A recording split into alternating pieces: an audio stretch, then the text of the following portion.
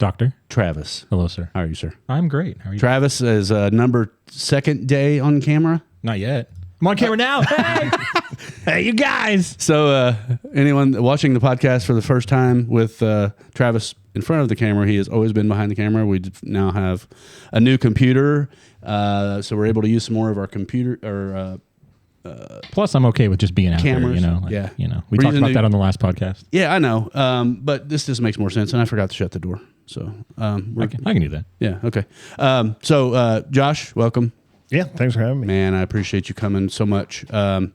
Just for the audience to know, I've been talking about Bitcoin for a while now, just as a hedge on the tyranny that we've been seeing, just as a potential tool in our tool belt to fight against what has been going on. And I don't remember exactly how I found out about the Bitcoin meetup here locally, but I did, and I met you there for the first time here. What's been about a month ago, or so. We had meeting once a month for I think we got our fourth meeting coming up. So we're fairly new too in terms of local Bitcoin organization. Okay, so. Yeah, and then we had lunch last week maybe. Somewhere, I don't know. Yes. Time. Yeah, sounds right. The previous time. The space-time continuum is pretty aloof on me right now.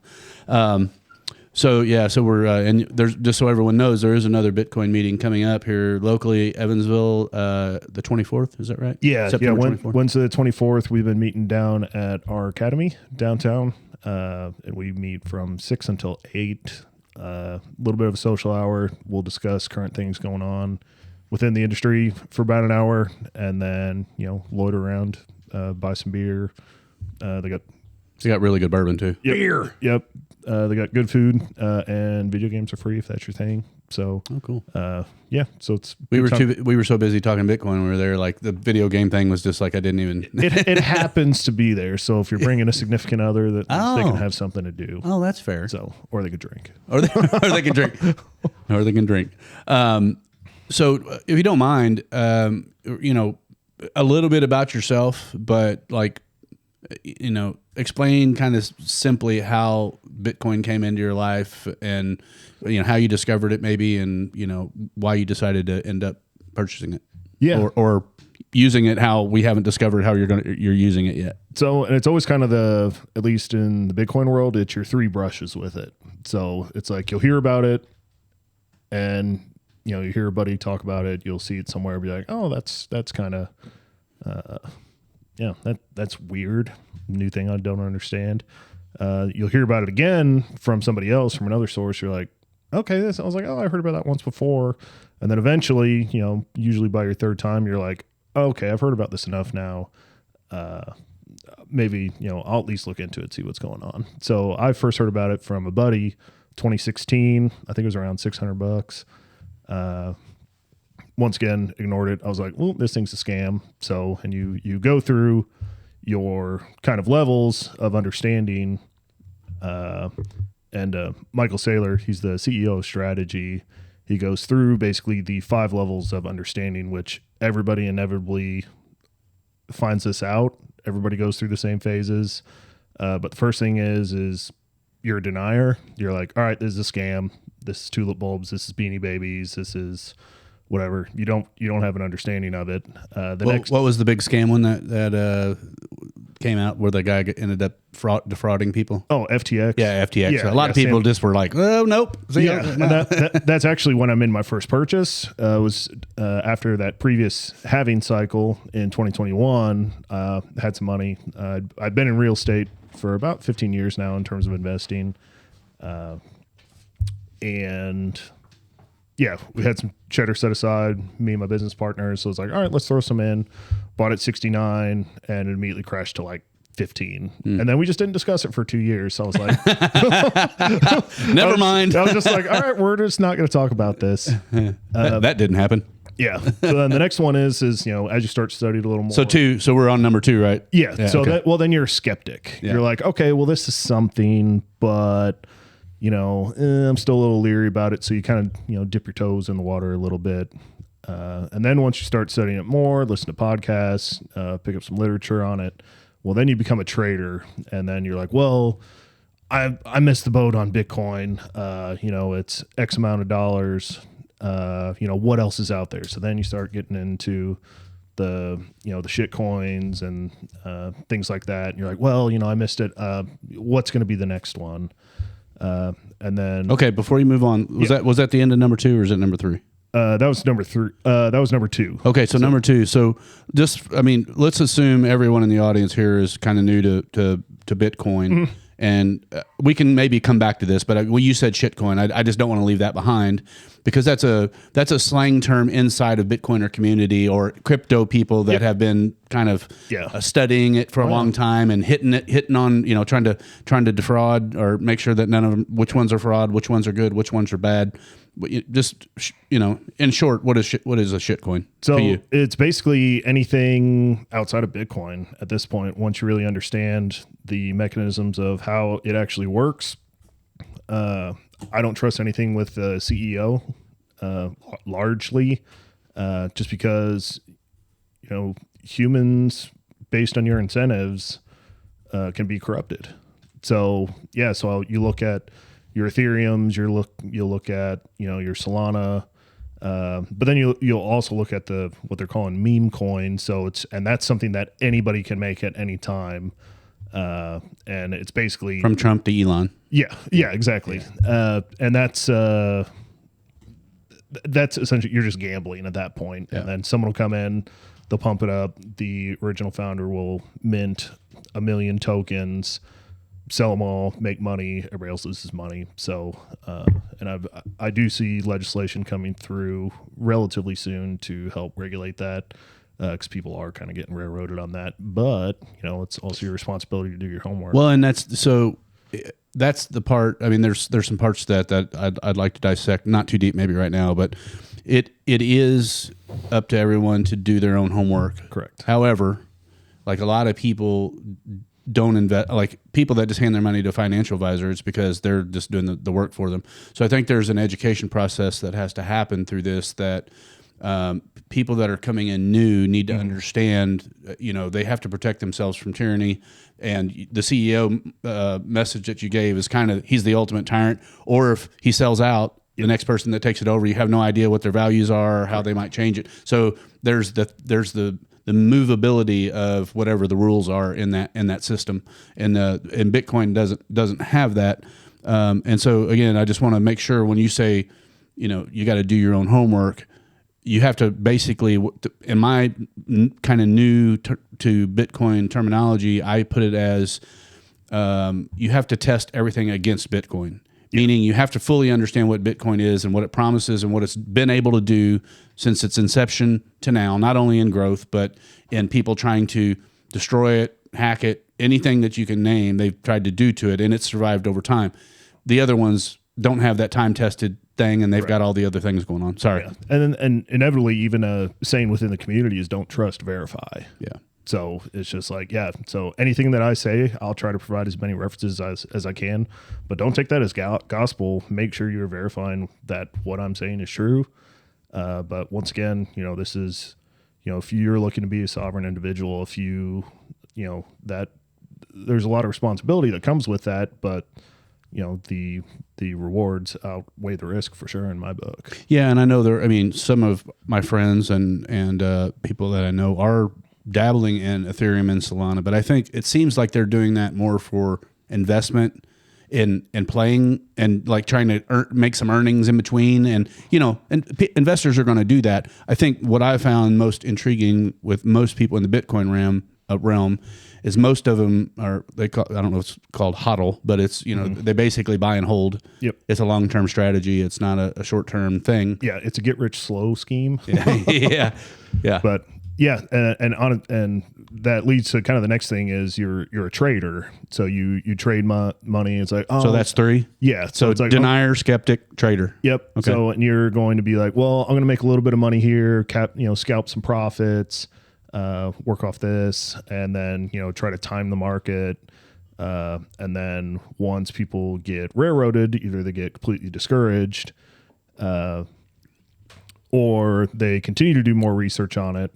And then inevitably, once you realize you basically become an investor, And once you really understand what Bitcoin is and what it represents, you're like, okay, it's Bitcoin only at this point. And then you just buy and hold and do nothing, go live your life. So 4 is investor, 5 is Maximalist. stacker. Yeah. What do you call it? Maximalist?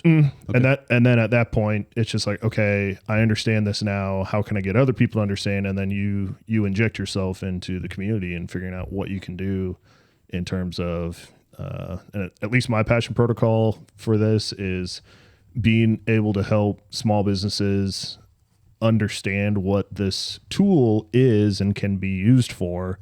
But it's difficult, if you're running a small business, you're worried about inflation, keeping the lights on, making payroll. You don't have time necessarily to dedicate a couple hundred hours to really try and understand that, and to get a grasp on it. You're going to put 100 to 200 hours worth of work into it to really, it's like, okay, well, am I going to get screwed or not? So 200 hours of education is what you think I'd say 100 to really kind of understand that, to really get to the point where you become a maximalist. You say, so someone can understand the concept of something and look at the performance of it over time and probably say, this is seems like a pretty sound investment, just throw money in it. Mm-hmm. But to really become a maximist and somebody that really kind of lives, another thing that I really find interesting with a lot of Bitcoiners is it really does become, I don't know if I want to call it armor or like they have a different level of, it's not humility. I just think that confidence maybe is the word, because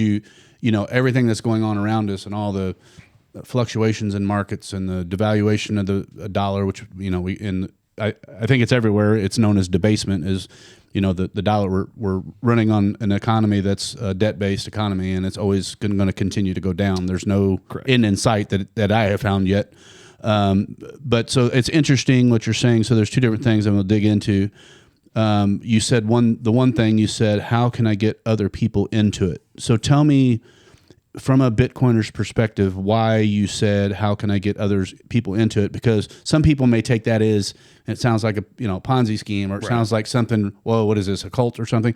And there maybe does have some cult, it has some cult type things to it. Yeah, it's got some cult vibes for sure. Yeah, so. But it's the decentralized, and there's nobody there that's going to end up, exactly taking advantage of you in the end.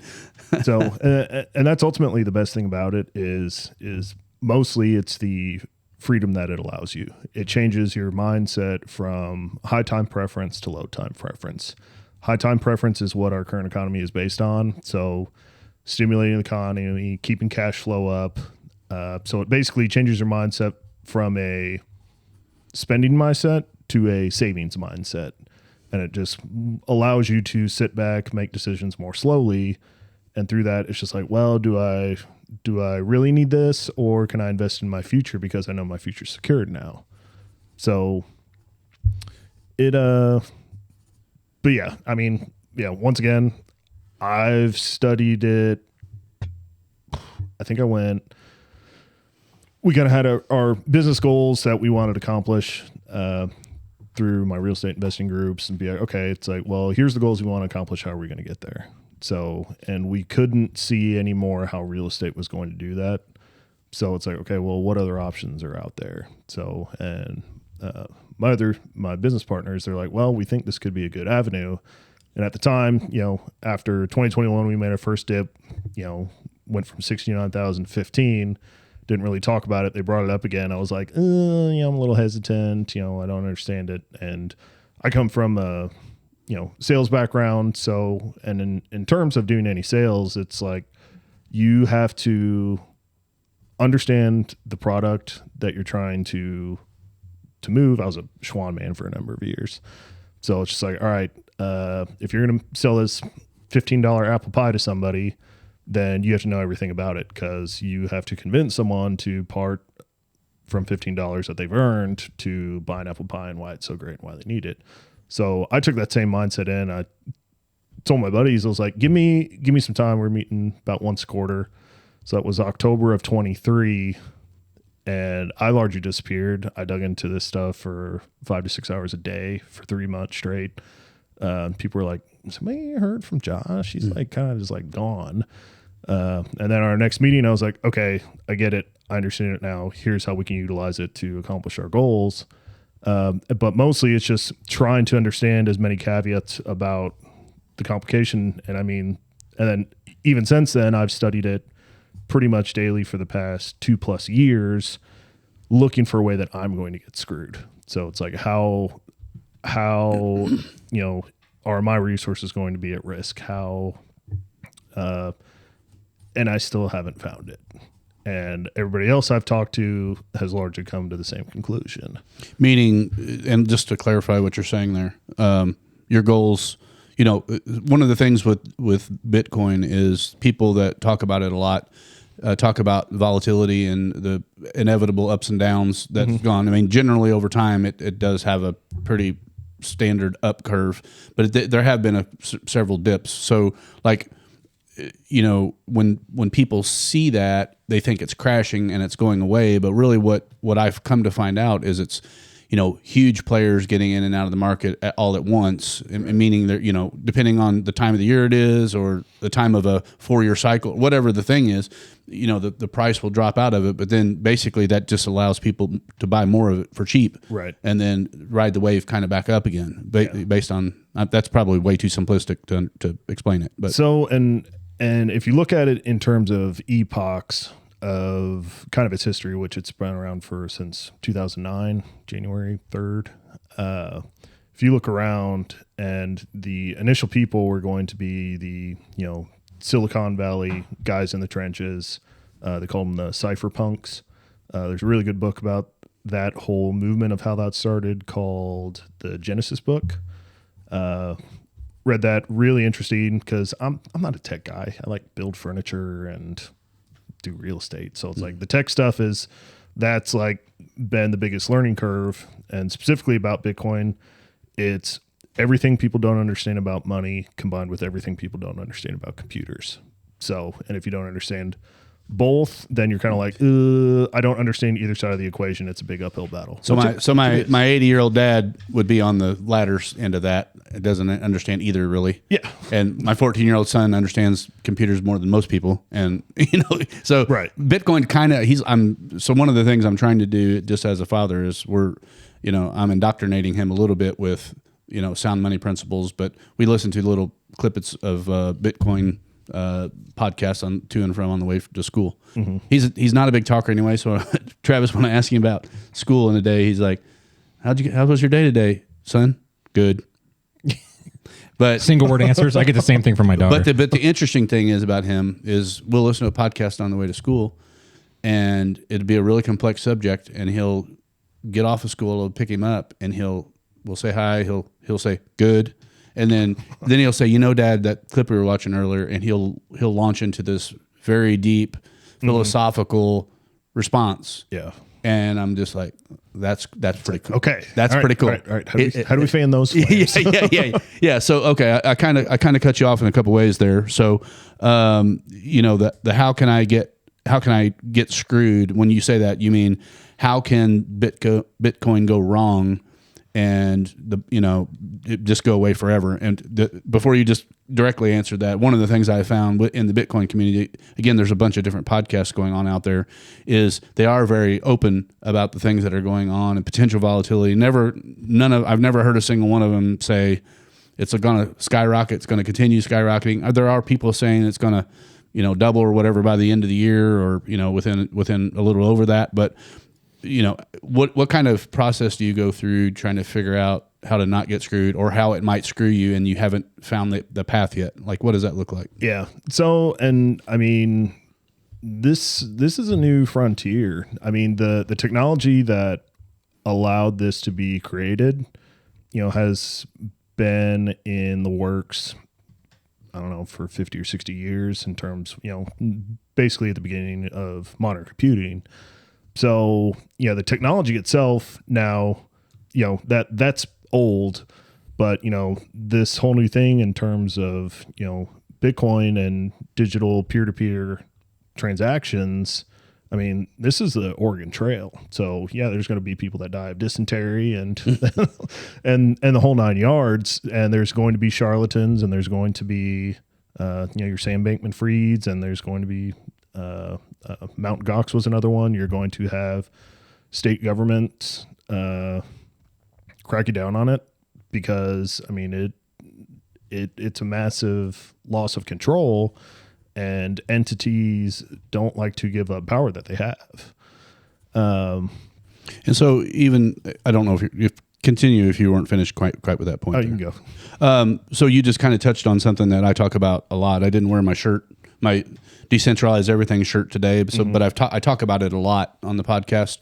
This particular shirt I bought because it's got Bitcoin in it, and whatever your thoughts are, Charlie Kirk, I really appreciate the man and what he stood for. He actually died in a shirt that had freedom on it, and this seemed like a very fitting purchase, and actually gets me a little emotional thinking about it. But even to the people that haven't thought or talked about Bitcoin at all, they are going to start hearing about a bunch of different currencies that are out there, and the one thing that I keep coming back to as Bitcoin, at very least, is at the top for me, is because it is decentralized. Correct. Meaning, no government has control over it. There is nothing going on there that I have to worry about a tyrant, like you talked about with the CEO coming in and changing it. If it's centralized, meaning there's a CEO at the top that can change the rules, that can do it.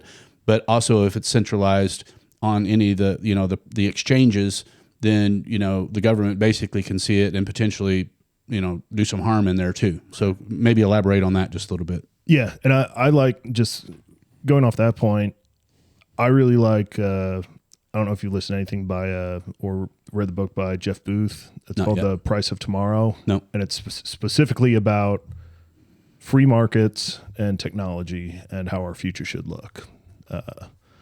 And he uses what I think is one of the best definitions of Bitcoin, which it is an open, decentralized, secure protocol bounded by energy.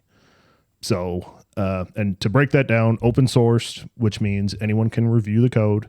If you know how to read code, great. You can go in there yourself and see if there's, I don't know how to read code, so I'm trusting the nerds on this one. So far, so good. Nerd. Well, as a former web developer, Travis is much more savvy now in code than I am. I developed them 10 years ago. Then I hired people to start developing for me. But like WordPress was one of the primary web builders out there, and you could basically copy and paste that code into a build and then build out from it. So it was a structure to turn it into a website much easier than starting from scratch. Right. And so this is kind of the same. You can take a look at under the hood, see everything that's there, and there's nothing hiding. Yep. Decentralized means there's no central authority in this. And it's all largely, you can decide to participate in the network or not. So you can run your own node. You can support the protocol. And I think protocol specifically is one of the key words in this whole thing, because protocols are winner take all in terms of how protocols work. The last big protocol humanity has seen is the internet. So, and either you're on it or you're not. So, and I think anyone who's in business, anyone who wants to live in the world of today has anyone that has a smartphone is correct. So, which is most people now. Right. So, but I mean, you don't have to have it, but how far are you setting yourself back in everything in terms of, whether it be sales for a business, whether it be news allocation. I mean, you can go turn on, the news on the TV, but, I think everybody started to see what we're not exactly getting the whole truth through that anymore. They're selling the centralized financial system. Exactly. And home mortgages and home is your best investment and all that good jazz. Yeah. And being bound by energy, it is secured by energy. So it is secured by a commodity. And that is, it does take an enormous amount of energy to run the network. And I think the current estimations, it just crossed 1 zeta hash of computing power backing the network. which is one with 21 zeros behind it. And something that comes up a lot is people are like, well, the government, they're just going to shut it down, or a foreign government's going to attack it. So to put that into perspective, the 6 largest servers in the United States, that's going to be Amazon, Meta, Microsoft, Google. Google, Oracle, and one more floating around. But they can only produce 6 exahash of computing power. So the amount to overcome, and an exahash is one with 18 zeros. So the amount of computing power needed by a government to basically create a fork on the blockchain it's just easier to continue to support the network. It's cheaper. Instead of building the craziest computer humanity has ever seen, it's way more cost effective just to support the network, and then you might get some Bitcoin out of it in terms of mining. So I have something to kind of chip in on that one, maybe, or not really chip in, but I kind of question. So you're talking about computing power and hashes and all of these things, which I do understand. Which is high technical for probably a lot of our audience. We're going to have to come back, circle around, and answer those. Go ahead, Trav. Which that's all fine. Ultimately, just think about just a really powerful computer. I mean, that's kind of really, It requires a lot of juice. It does require a lot of juice. So if that's a concern, which that's never even crossed my mind, with quantum computing chips coming along, I mean, those are exponentially growing the power of machines. Right. So, I mean, if that is a concern of yours, which what has anybody ever kind of talked or thought about that, or what it's going to, how it's going to affect? In terms of quantum computing, in terms of what it is as a threat to a network right now, it's under 1% of concern. And right now it would be, yeah. And it's just because the amount of stability, I think the biggest one that we have is in Aurora, Illinois, and it's powered by 6 mini nuclear reactors. I actually had a buddy who helped with the architecture on that. So he's like, oh, this is a real cool project that I can't talk about. I was like, oh, cool. Thanks for telling me. But yeah, worked by the Department of Energy, and the amount of, I think it's qubits in terms of quantum computing. Based on the exponential growth of quantum computing, it only becomes about a 10% threat, probably less than 10% in 10 years. But a lot of the core developers are already working on quantum wallets and being able to handle that. So it's already actually being addressed, and there's some weird, wild technical stuff way over my head that people are discussing right now. I was actually out in Santa Monica a couple weeks ago, went to a meetup out there and talked to a guy who was obviously comically smart, and he had some insights into that stuff, and yeah, so it's like they're working on it, it's on the radar, and they're actively discussing it. When you say they, the Department of Energy or Bitcoin, like the Bitcoin? Yeah, so the Bitcoin core developers. So how Bitcoin works is if I was trying to send you money, it's peer-to-peer. There's no third party involved. In the banking industry, they call it a TTP, trusted third party. So, and that's pretty much what 80% of all financial transactions go through, Visa, MasterCard, American Express, all that. So it runs through a bank. It gets touched by a corporation before it goes to its end point. Bitcoin absolves that. It goes from peer to peer. And what happens is, if you produce a QR code in a Bitcoin wallet, like let's say I owe you $20 for lunch, you'd be like, hey, here's my QR code. I would scan it. And what happens is you can decide to run a node, which basically helps. It helps. What's the word? Verify transactions. So it provides computing power to the network in a decentralized fashion. So anyone can contribute computing power to the network to continue to make it stronger and verify transactions. So what'll happen is I'll send you $20 and it will hop from different nodes that people own and eventually get to your endpoint. So, and there's all sorts of weird scales. We won't get into the weird technical stuff of that, but that's largely how it works. So it's basically recreating the automated clearinghouse that the Federal Reserve uses right now. So, but it's just decentralized and anybody can hop on it.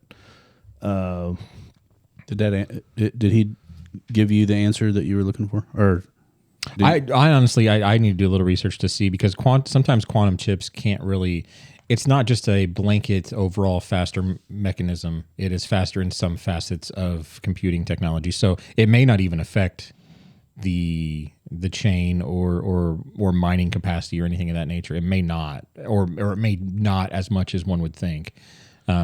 So, but yeah, I mean, it's just something to think about, to talk about. I mean, I didn't really have an answer I expected or an answer to give, but I got so circling back around again for the more of the new audience. When you say run a node, can you try to tell me that like I'm a third grader? Sure.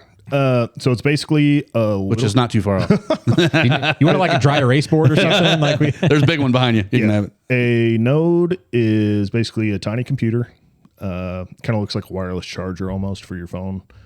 And what you do is you go to the Bitcoin website and you download the blockchain, and which has every single transaction since 2009. So it's about 1.5 to 2 terabytes right now in terms of information. So you download that. That'll take a couple days, and then basically you now running your own node. You are now supporting transactions being verified. So if you have a node,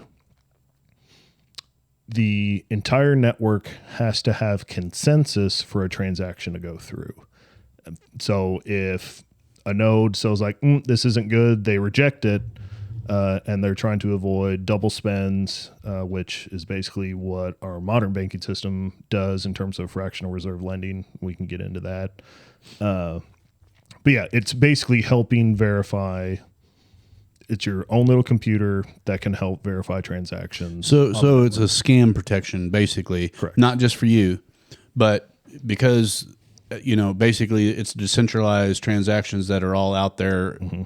Multiple nodes are verifying that transaction. So it's not one centralized person, correct, or a group of people, that corporation, or a group of people that are saying we're going to steal this Bitcoin, right. And so it's going in a decentralized manner to all different people, all different times, and it has to be the transaction has to be approved to be accepted by the network and written into the blockchain. Okay, for you to receive that money or for someone to send it, it has to. And have you seen the blockchain?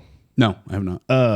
If you got your computer there, pull up mempool, MEMPOOL.space. MEMPOOL.space.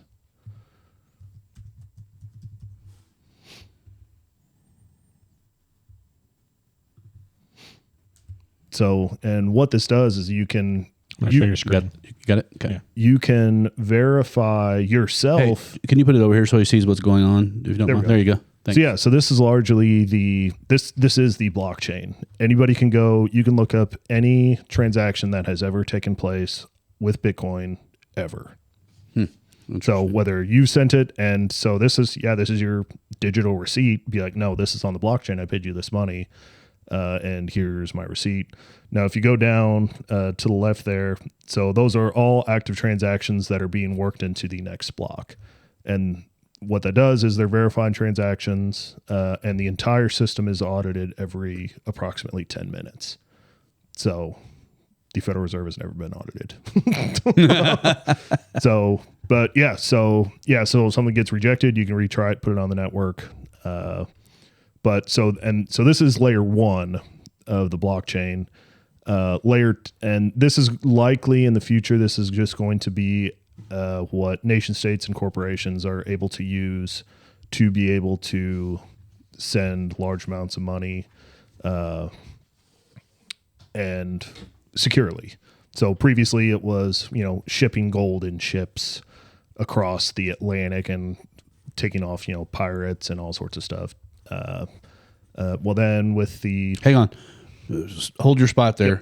I'm planning on doing a multiple series with you of all kinds of different conversations. So let's I'm gonna back you up just a little bit. So we're kind of teaching a little bit. We're teaching the newer people, and so third grade explanation of blockchain. How far down the rabbit hole do you want to go? Well, just third grade explanation of a blockchain. Right. Just kind of. So I would say this for the blockchain. This is the settlement layer. So it focuses on high security, but what it doesn't provide is scalability. But since it's a protocol, it can be built upon, like your tech stack for the internet. So you've got your base layer, and then you can build on top of it. So what we're already seeing is to improve the scalability is the Lightning Network, which is a layer 2 protocol. And that's basically, that's what Steak and Shake just approved on the Lightning Network for all their locations. They now accept Bitcoin. But it's shout out to Steak and Shake. Yeah, it's an instantaneous settlement. So that's like, and actually that's even faster than Visa, MasterCard, and things like that, which can take a couple days for things to settle and hit your account. Well, this is instantaneous. It works at the speed of light. So those are the current two main players. You've got your base layer, which is if you're moving money around in terms of settlement. And then if you're looking to spend funds, you've got your layer 2 technology, your Lightning networks. There's still some arguments in the industry about, if Lightning's going to work. But that's a discussion for another time. Yeah. So we went real, and you're going to be able to pick up right where you were, but I just wanted to throw in kind of an explainer here to people. One of the reasons that has drawn me to Bitcoin is, most people that have been listening for a while or knows that I've been working on this project and started a podcast a couple years ago. The whole thing started with kind of medical tyranny that was going on right after COVID. And we were focusing on, the lies that were going on and why they were going on and trying to really dig down deep into it. So part of it was for, first of all, acknowledging that stuff was going on. Second of all was, spotlighting it.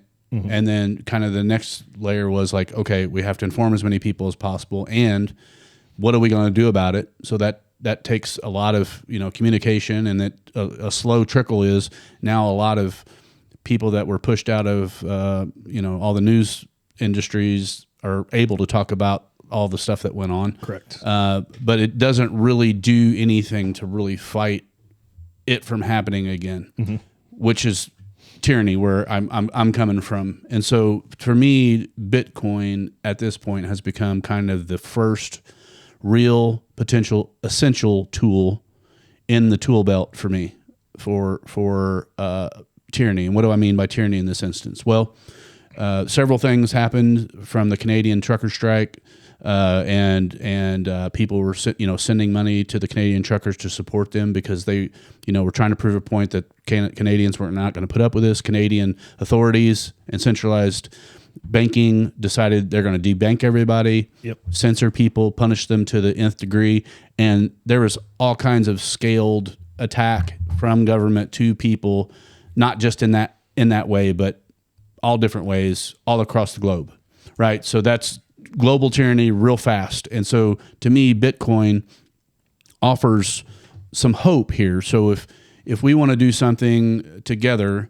and we don't think it's anybody's business, and I'm not suggesting people use this to do shenanigans or what like that, but like, let's just say you decide you're going to go on strike and I don't want to get debanked. If I want to give you some money, I could take my cold storage wallet and give you Bitcoin, and that would not be trackable, or they wouldn't be able to cancel that transaction. And I think even from that scale too, I think one of the worst things that's happened to this country is money has been politicized at this point, when money should just be a unit of exchange for exchanging my economic energy for a service because I provide value to you. So yeah, you shouldn't have to fear, no matter what side of the political spectrum you agree with, you shouldn't have to fear who's in office and worry about having to get debanked. If I dislike Josh, I want to give him $500. I'll just give you $500. Yeah, whose business is it? If you want to give somebody $500, I would really like $500. No, you only get bourbon, dude. Oh, okay. Well, since we're at a stopping point, real quick, Shonda sent it to you, and I already saw it on 14 News. But ABC is pulling Jimmy Kimmel immediately due to his comments about Charlie Kirk. Oh wow! Immediately. Wow. Yeah. Thought I'd share that. Is he the one that got? No, he's the one that got fired. That was the other goofball. Was that Colbert? Yeah. Well, Colbert got fired, but he's staying. He's staying on. Pretty much, Kimmel's fired. I mean, ABC's not picking up the show, so I don't know who's going to pay the bill. Nice. So I mean, he might end up anyway. That was a good distraction. Thank you. Anyway, so yeah, keep going there. But yeah, and I think it's what politics has delved into. What I look at in terms of the past 20 or 30 years, there's obviously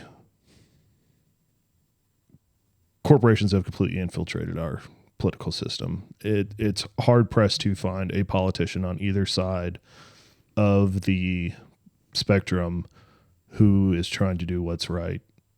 I mean, it may get some scraps.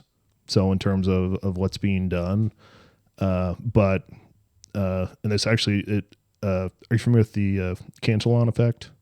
I've heard of it, but not enough that I could respond. So and it explains why our government has become so centralized, because once we went to the Federal Reserve System in 1913, and that's what allowed us to join World War I, because America really didn't have an appetite for it, and to previously get us into war, you had to buy war bonds, and the government had to make a sales pitch to the American people. It's like, hey, would you consider buying war bonds? Here's what we're needing to do, and people can make a decision. Where's it going with this? It was something extraordinarily profound. Well, let's see. What were you talking about? You were talking about centralized government. And, so after the Bretton Woods system, which is what, after World War II, when basically America was like, okay, well, we're gonna try to hit empire status here. Went to the Bretton Woods system. Everything had to be settled through the dollar. And then after 1971, so we were still on a gold standard in terms of the U.S. dollar, France made an interesting play, because you could still redeem gold for your dollar. If you go to the bank, they were required to give it to you. Well, since France had a significant amount of our currency, T-bills and things like that, they're like, we want to redeem this for gold. And they were draining our gold reserves. And that led to the Nixon administration be like, we're going to put a temporary pause on this, because France was showing up in New York with warships wheeling gold out of the country. So, to kind of steelman Nixon's need to do that, it's like, yeah, we couldn't do that. So it's just like, we couldn't allow that to happen. So it had to be done. But it really appears since then, it's just been a pissing match of, who gets to control the money printer to pay off their buddies who helped them get elected. So the Cantillon effect, when you have a source of money, let's say you've got your hose in the driveway, and how many of them? Oh wait, not those kind of hose. Sorry. And let's say you turn it on, and so what's going to get water first? It's like, well, the closest to the spigot, and then what's going to get it last? It's then it's going to eventually hit the street and go down the storm drain. So the Cantillon effect states that as you print a comical amount of money through deficits, legislation, COVID was a great when we printed $6 trillion out of nothing. Well, the first people that get it are the banks. So, and then, well, who are the banks going to get who the bank's going to take care of? Probably their largest depositors, things like that. Sure. Their buddies. And that just gets down to incentives. It's just like, all right, who are you going to help out? A corporation is just an individual with shareholders. So it's just like, yeah, so what is an individual or corporation's biggest incentive? It's like, well, if it's to make more money or get more power, then you are going to make sure that the people surrounded who either help get you into that position or are taken care of. That's just kind of how business works. The issue is as inflation hits and the price of goods goes up based on the devaluation of a currency, the last people to feel the effect on that are individuals who aren't connected, just working a 9 to 5, blue collar, yeah. Small businesses. So you can see the dangers of things becoming more and more centralized, because your bigger corporations and everything, they're going to get paid first and be able to purchase the goods at a pre-inflated price. So by the time that works, all $6 trillion during COVID worked through the economic system, your wages haven't caught up, and food's outrageous. You're like, oh my gosh. And then you start freaking out, talking to your employer. It's like, I need a raise. They're like, well, we don't have the money for that. And you start looking for a job. But yeah, I mean, that's a natural phenomenon in economics. So yeah, the closer you are to the source, the more you're going to benefit from when governments irresponsibly print an absolute shitload of money. Right. Or you become Venezuela. No. Well, and that's ultimately, kind of where things are going right now. And the Federal Reserve, they'll talk about, target inflation is 2%. Well, in a free market is by definition deflationary. So inflation shouldn't exist in a free market, because the improvement of technology should make goods cheaper and your purchasing power stronger. So if that's not happening, you're not in a free market. And so it's just all the debt that we have to pay from the printers, like you were talking about, Yeah. Pretty much. Yeah. Who do we pay that debt to? That's the question. That's what, it's like to us. To the aliens? Like who? Yeah. I don't understand it. I've never understood it. And it's really not, it shouldn't be that complicated. And it's, one of the interesting things for me is Bitcoin is complicated at some level. It is. So for me, I think I talked to you about it at lunchtime. I approach everything kind of like I approached when I started the business in 2009. I wish I'd have bought Bitcoin in 2009 when I started my business. That would have been really smart. They were giving it away. I know. Just go to the website. Hey, get 5 free. I didn't have a Josh in my life. That's why I didn't have a Josh almost, back then. It was almost 1 for 1. I remember like you could buy a Domino's pizza or whatever for like. Oh yeah, pizza day. Yeah, that guy he spent 50,000 Bitcoin on that was the first known Bitcoin purchase. Guy spent 50,000 Bitcoin on Domino's. It turns out he did it like 10 different times.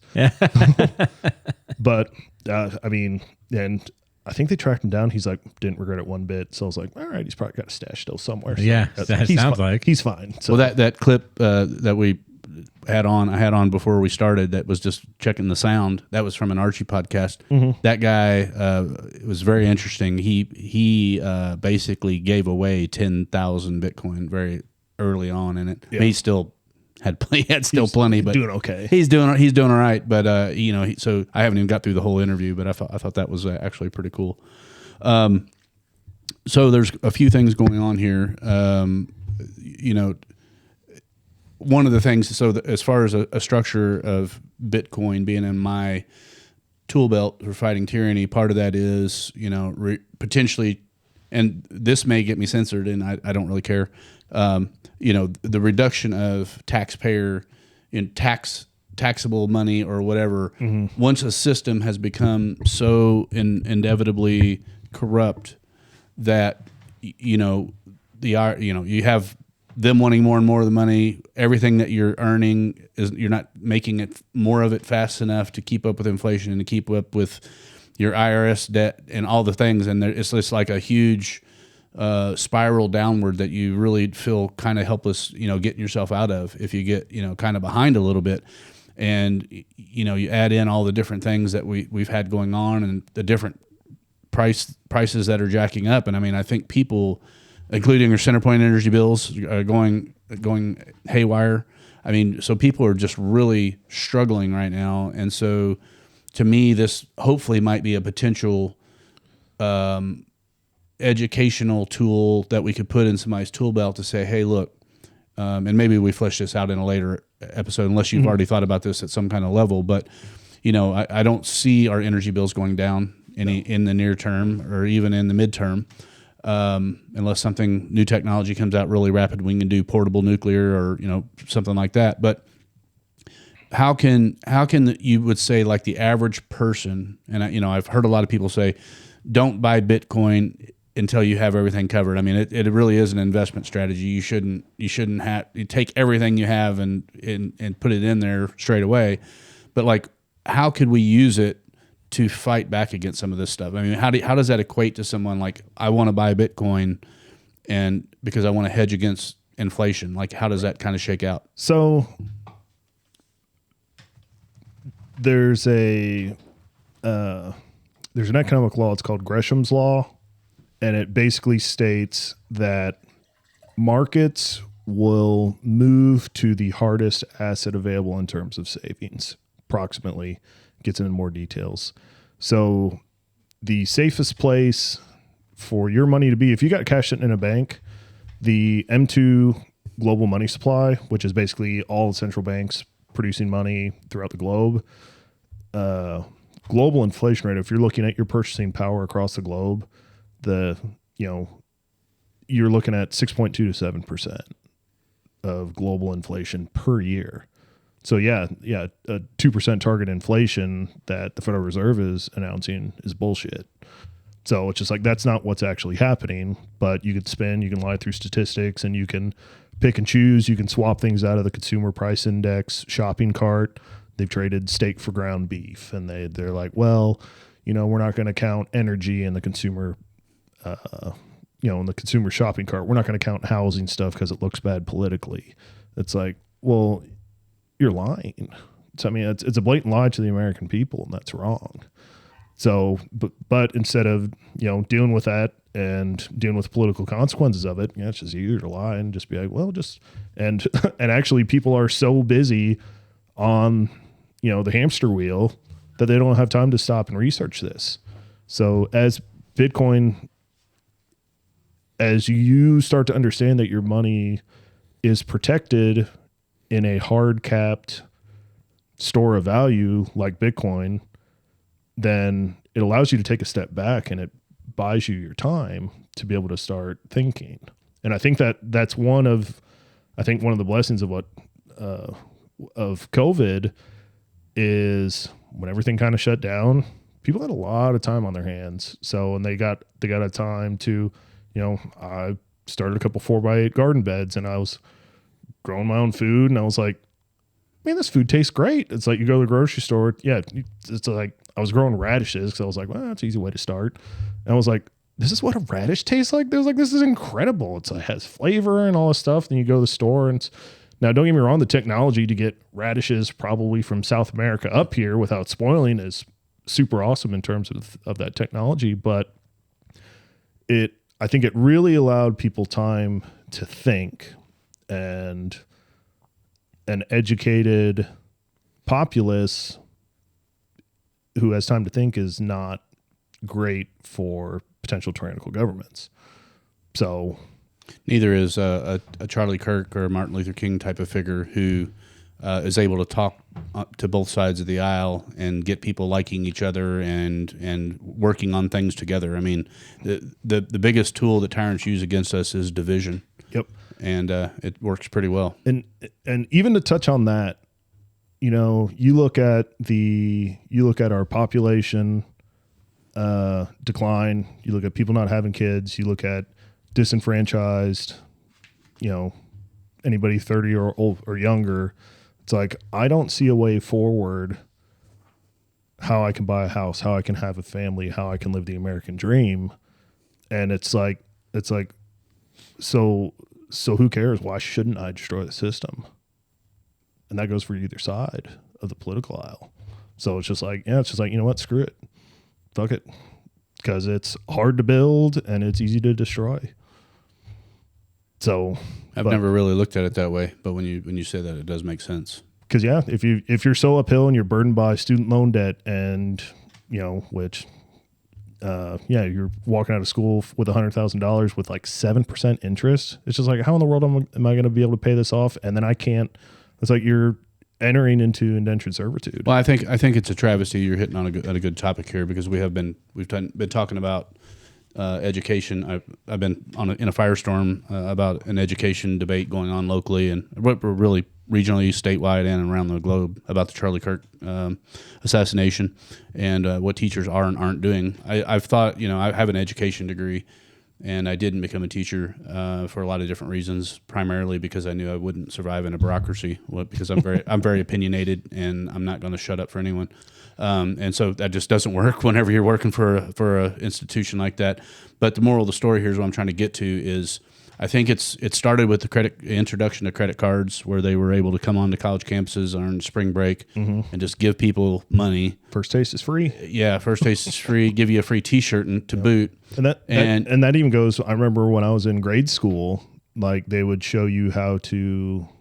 It was like, oh, here's how you open a checking account, and here's how you write checks, and here's how you balance your checkbook. It's like, well, outside of college, when all they teach is Keynesian economics, which is largely socialist, versus, and the big thing, Bitcoin being backed by a hard currency, it's following the largely the Austrian model of economics with and a lot of the works by Hayek.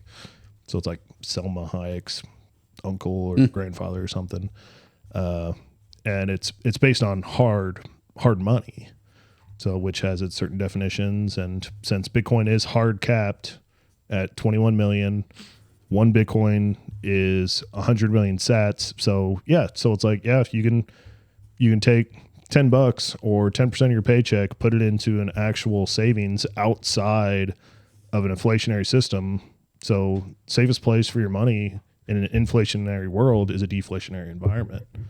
And what inevitably we're going to continue to see, and it's going to accelerate, is as more and more people understand this and verify that, hey, this isn't a scam, this is legitimate, and the outflows from the current system to the new system are going to accelerate. So are you familiar with the boat Crossing the Chasm? No. Okay. So that's basically it's how markets adapt to new technology. So let's say a new when the iPhone came out, you've always got and further iterations and things like that. And so when you have a new product or new technology comes out, there's going to be an adoption wave. So, and there's multiple different waves. The first one you have is the innovators. So on those, in Bitcoin's case, would have been the cypherpunks and the guys and still the tech savvy people. But and in your day-to-day lives, these are the people who always have to have the new phone. They have to have this, and there's like the gadget guys. And they're like, "Oh, that'd be Travis." Yeah, so it's like this is the greatest thing since sliced bread, and this is gonna change everything. Or they're kind of like, whatever. Well, just through the network effect, then they tell their friends, and they're like, okay, cool. It's like, well, so and so, he's got a pretty good track record of this stuff. It's like, I'll pick one up, see what happens. So the first wave is the innovators, and the second wave is the early adopters. Now, what happens is after that there's a chasm in the distribution curve. So if you can imagine Evel Knievel going over like Snake Canyon, and after the early adopters, he's basically flying through the air. And what happens is either he hits a wall, he crash lands, or he lands safely. And that next wave of people is the early majority. And that's like, hey, this is proven, this is great, and this is good. And then after that, you have your late adopters. So your early majority and your late majority, that's probably 60 to 70% of your total market adoption. And then the last one you have is the laggards, and that's, the old people you take kicking and screaming, and they're just like, I hate new technology. So yeah, everybody gets there eventually. It's like, I don't need to learn this new stuff. Yeah, So, well, just to circle back around to the kind of finish the point, and it leads right into what you're going is the education part of it. is like our education system does not teach kids anything about how the economy actually works. I mean, it really is just smoke and mirrors. And I truly believe there has to be, on purpose, to not really have people understand money at any level. So let's circle back around before you finish. That thing is like, you got something? Well, we were talking about early adoption and early adopter, or and the adoption process and whatnot for things. And so I just kind of looked up in May of 2010, Chad. How much do you think a Bitcoin costs? May of 2010. Yep. Oh wow. Oh, probably, I don't know, $10. 1 penny. 1 penny. Wow. 1 penny. That's why the guy got rid of 10 million of them. Yeah, he's just like, whatever. April of 2011, it was up to $1. So it was 1 for 1 April 2011. That was pretty big. That was pretty big. And then, and I just have November of 2013. By the end of November 2013, it was worth almost $1,300 a Bitcoin. So anyway, That's pretty cool. So just, and remember where you are again. Like we're talking about money to like, this is kind of the Bitcoin question that everybody does on every podcast if they're on for the first time. What is money? What do you think money is? What do you? It's largely, it's good money is going to have several definitions to it. It's going to be a unit of account. It's going to be divisible. It's going to be fungible. There's going to be a limited supply. It has to have physically be durable. And it needs to be a store of value. So, and to break those down a little bit, a unit of account, in your economic system, everybody kind of has to have the same thing. So it's like if you go to a store, you have to know how many dollars something counts. So it's like, okay, well, I have this many dollars. This costs X amount of dollars. It's like, okay, I can afford to purchase that. In terms of divisibility, you have to be able to break it down. So you can't break a seashell in half. Correct. Yeah. Yeah. It's not really worth anything when it's right. So yeah. So in terms of breaking it down, so you can break down $1 into 100 units.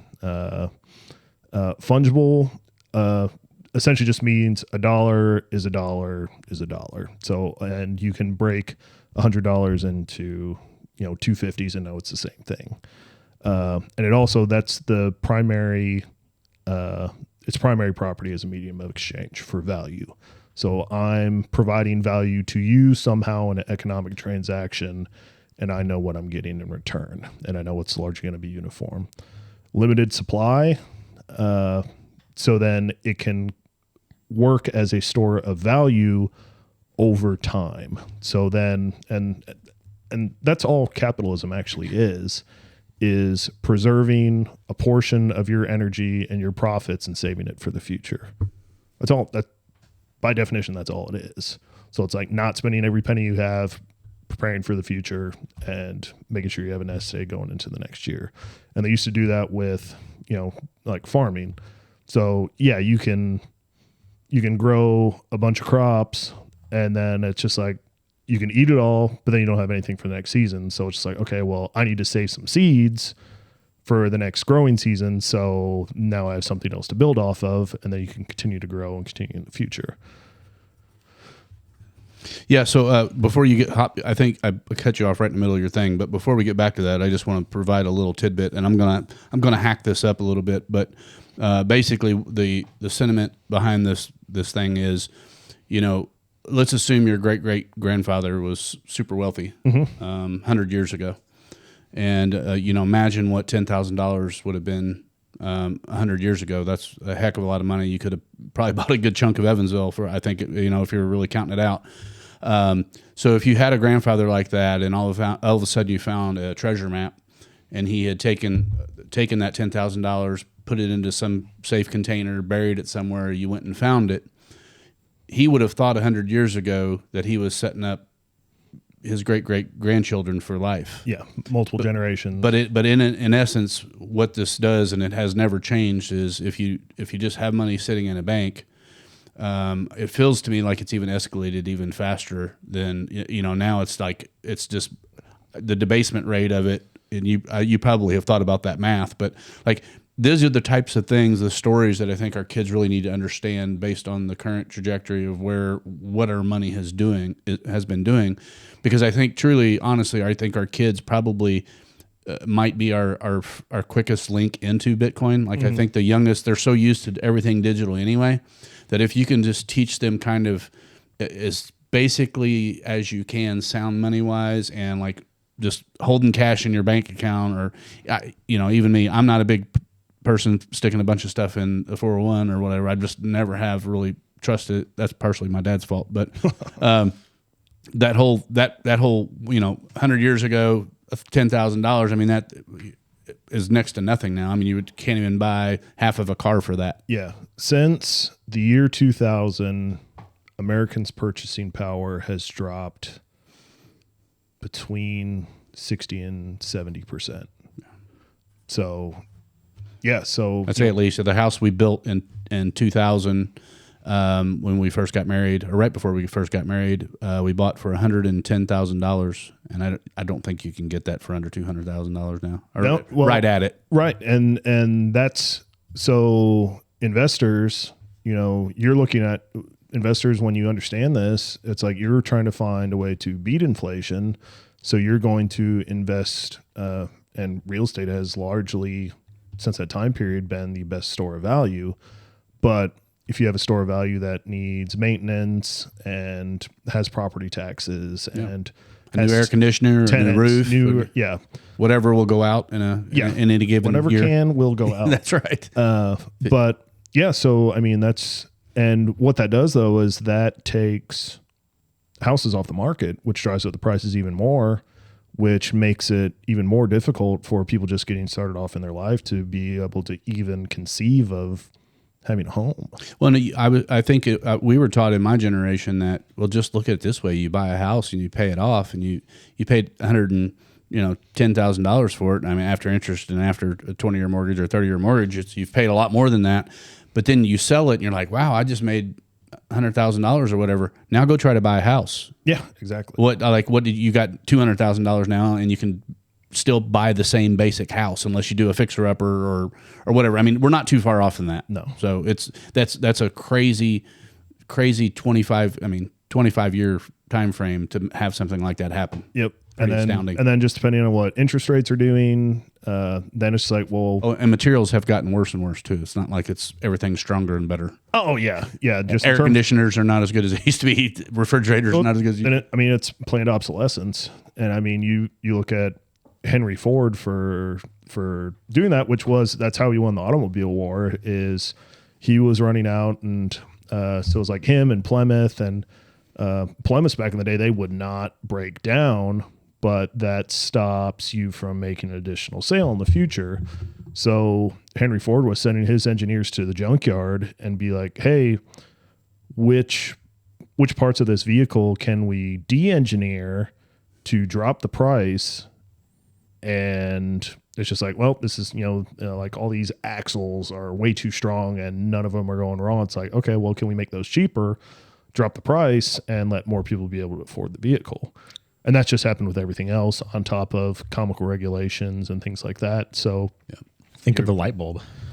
Yeah. There's a light bulb regulation commission or whatever that you have to, your light bulb can only last so long.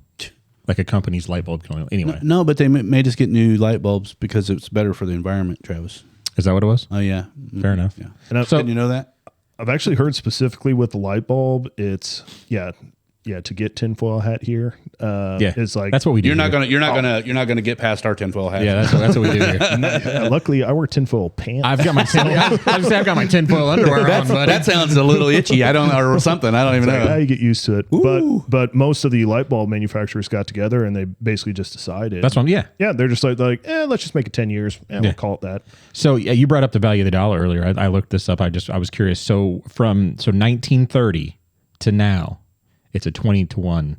$20 in 1930 is worth $1 today.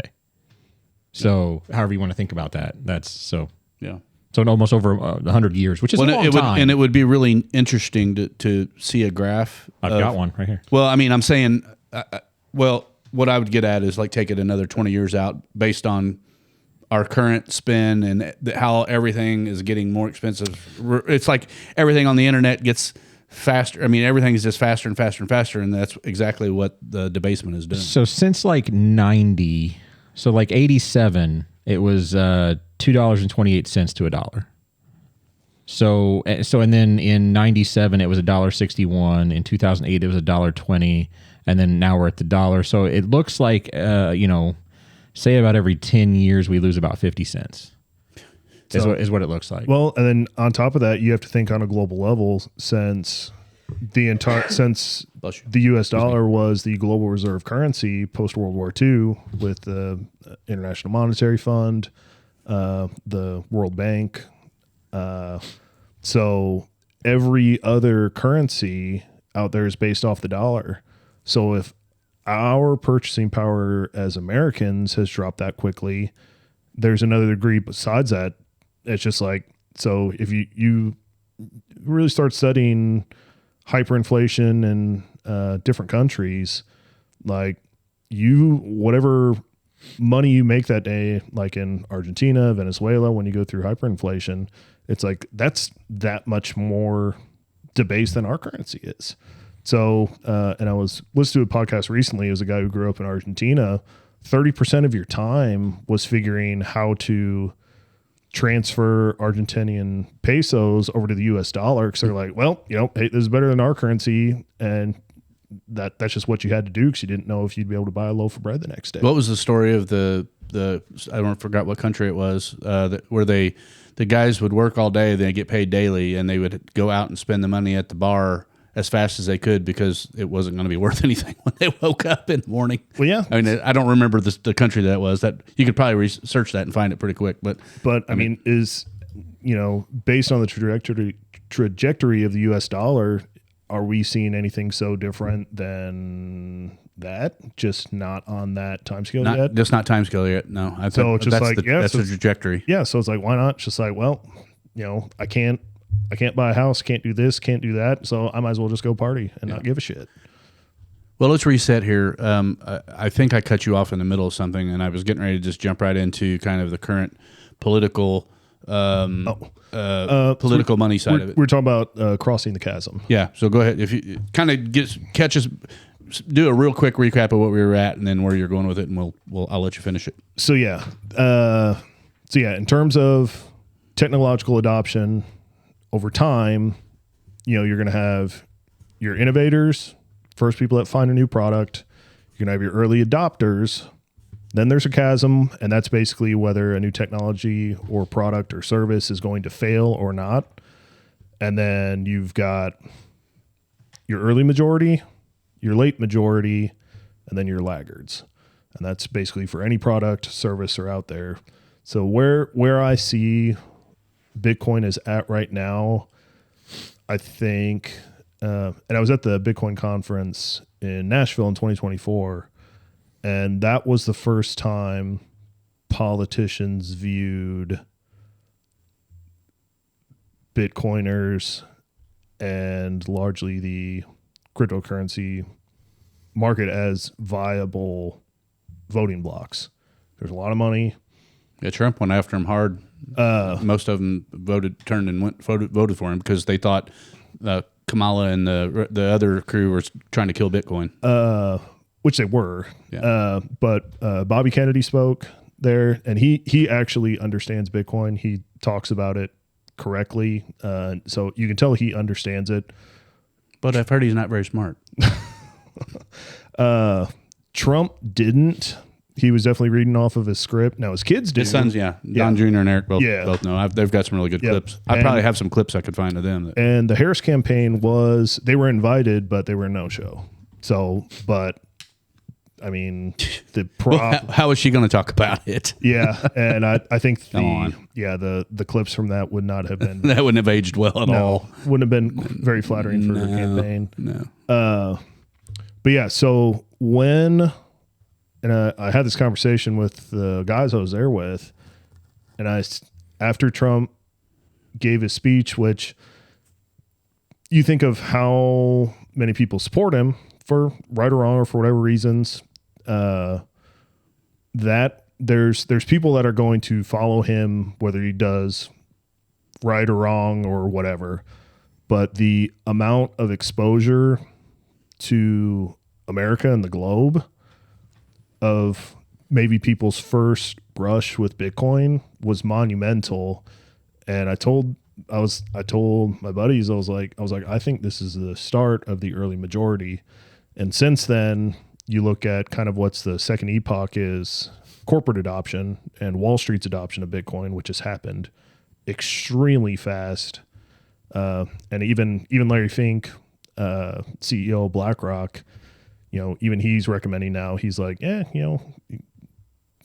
having an exposure to Bitcoin is a good idea. He's like, I was wrong about it. I thought it was a scam. So when BlackRock has to have the absolute best analysts in the universe because they own, I don't know, half of everything. Yeah, and I don't like them very much. They're one, I use the T word around them a lot. Yeah, that's...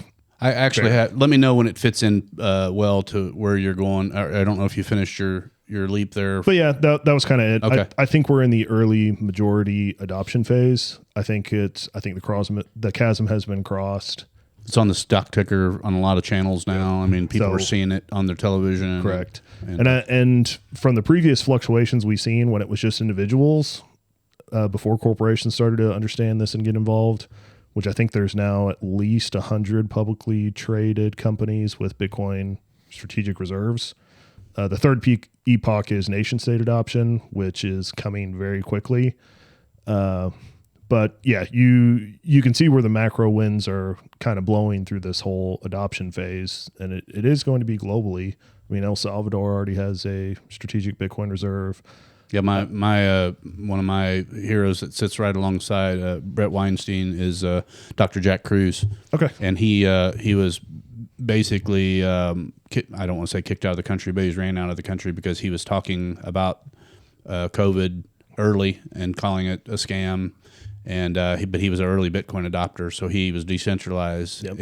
I think he still has a place down in Florida that he's got a clinic. So he's a neurosurgeon, brain surgeon. I mean, so he's a super intelligent guy, and he's got like a Rolodex kind of memory, and he can spout things out. But so he's in El Salvador, and he's like getting people to come down there and recruiting, that way. So. Yeah, and that's going to be probably over the next decade is watching what your country is doing, because at this point it's like you are your own bank at a certain point, and you don't need permission to go take money out of it. It's just like there's just a couple things that and it has to do with our First and our Second Amendment that kind of bothers me about going almost anywhere else. So owning property here and whatever, I don't know that I'm going to die on the hill necessarily if the shit hits the fan really. But I was talking to a buddy yesterday, and I'm trying to orange pill him a little bit, and he's a very good sponsor to the podcast now.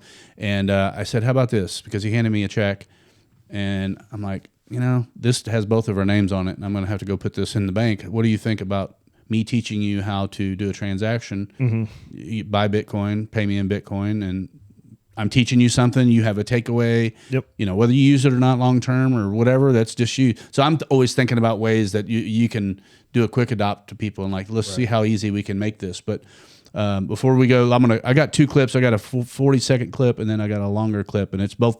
I think the one is just Eric Trump, and the other one is Don Jr.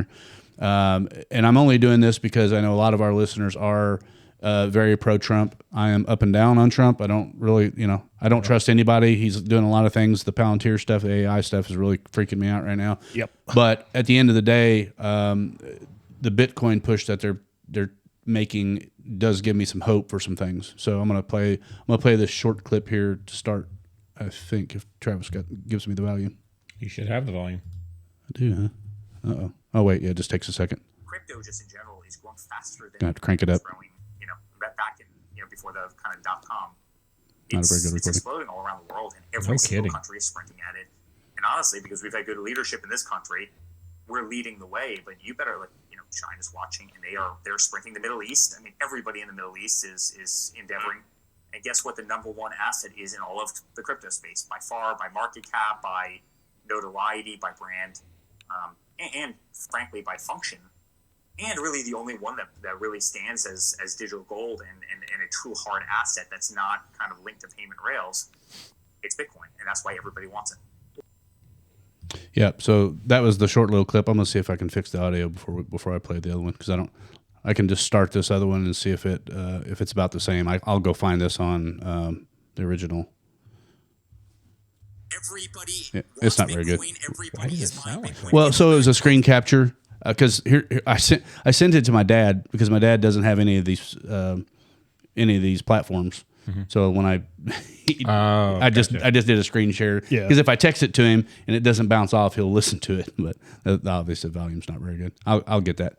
But so let me, if you got somewhere you want to climb right now, I've got a couple more, I think, pretty good questions to throw at you if you want to try to address those, or if you had something you want to jump right into if it felt natural.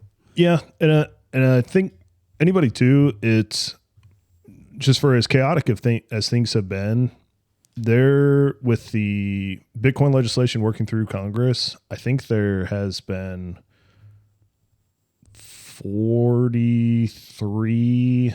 I think there was 43 Democrats voting with majority Republicans to push through Bitcoin legislation.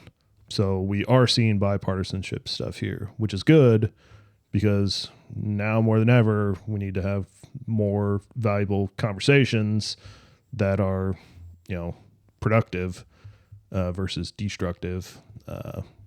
Now that obviously comes in waves based on the news cycle and all that good stuff. But I am seeing, I think, what's his name? Ro Khanna. I think he's a Bitcoiner off the West Coast. He's sponsored some legislation with Republicans to be able to push that stuff forward. So, and ultimately, Bitcoin's inevitable in the United States because the government needs it. We've got $37 trillion of debt. We've got 7 to 12 trillion right now that has to be refinanced, which is why you can see the current administration pushing so hard to get the Federal Reserve to cut rates. And just to kind of roll into the strategic Bitcoin reserve, which I think Senator Lummis out of Wyoming, I believe they're introducing legislation next month. It's definitely this fall for the U.S. Treasury to find budget neutral ways to purchase 1 million Bitcoin. And that by putting that on the balance sheet, that basically would secure the finances of the U.S. and would no longer, honestly, I can see a path forward to where we would no longer even need the Federal Reserve System. So that would be a great day. Yeah, it'd be pretty cool. So for I'm interested in what your thoughts are just on, you said the reduction of the rates by the Fed. Like, what generally do you see from that? I've heard a lot of Bitcoiners saying what they expect potentially out of the market. Well, yeah. So like I said, the U.S. government, and I think a lot of this is from COVID stuff and the Build Back Better infrastructure job bill from the previous administration. All that was put on short-term bonds for some reason. I'm not sure why. Politics could have been involved. There probably was. Who knows? I'm not that deep in the trenches. But we have to cut, because we're paying, I don't know, like $1 million in interest every 100 days on the national debt. So we need to refinance it long term, and the lower the rate we can get, obviously you have a lower interest rate, just like with your house or anything else, then that's going to be better, and we're going to save a ton of money for those interest payments. But I do see they cut 25 basis points today. They were pushing for more. I would expect, actually I had lunch with one of my banker buddies, and we basically had the same conversation. But what's going to happen is rates are going to get cut down, but that is going to let inflation go hot. So risk on assets, gold, Bitcoin, real estate, all that stuff is going to get more expensive for sure. So, but yeah, that's kind of where I see the Federal Reserve. And I think Jerome Powell, his term is up in May of next year. Obviously, do not see him getting reappointed. I'd really like to see, her name's Judy Shelton. She got close to getting nominated as a federal governor, which they serve 14-year terms, which is a long time to dictate policy, which can be good or both bad. And now there's a current. The big question is, from a constitutional perspective, is does the president under Article 2 have any control whatsoever of the Federal Reserve? So, and it's going to end up at the Supreme Court, but I think her name's Lisa Cook. There was an allegation of mortgage fraud, and the president has tried to fire her for just cause. And the real question is, it's like, okay, well, if the president can't fire these, like, are they actually in charge? So, yeah, so does the Federal Reserve, and I think that's going to open up a lot of eyes as it's inevitably going to get to the Supreme Court and be like, hey, either the president has ultimate authority in all this or he doesn't. Well, I mean, that and everyone knows the truth behind that already, and they've known it for a very long time. Everyone in the know, like everyone higher up. Oh, yeah. I mean, that's since it was originated. I think once more and more of the population see it written down as legally precedent from the Supreme Court, I think opinions could change very quickly about, well, wait, and then they start asking questions. So, yeah, it's going to be interesting to watch that unfold on a national level. So, sure. Cool. So I got a couple more questions here. If we can just go through those. You got a couple more topics I know you wanted to hit on today.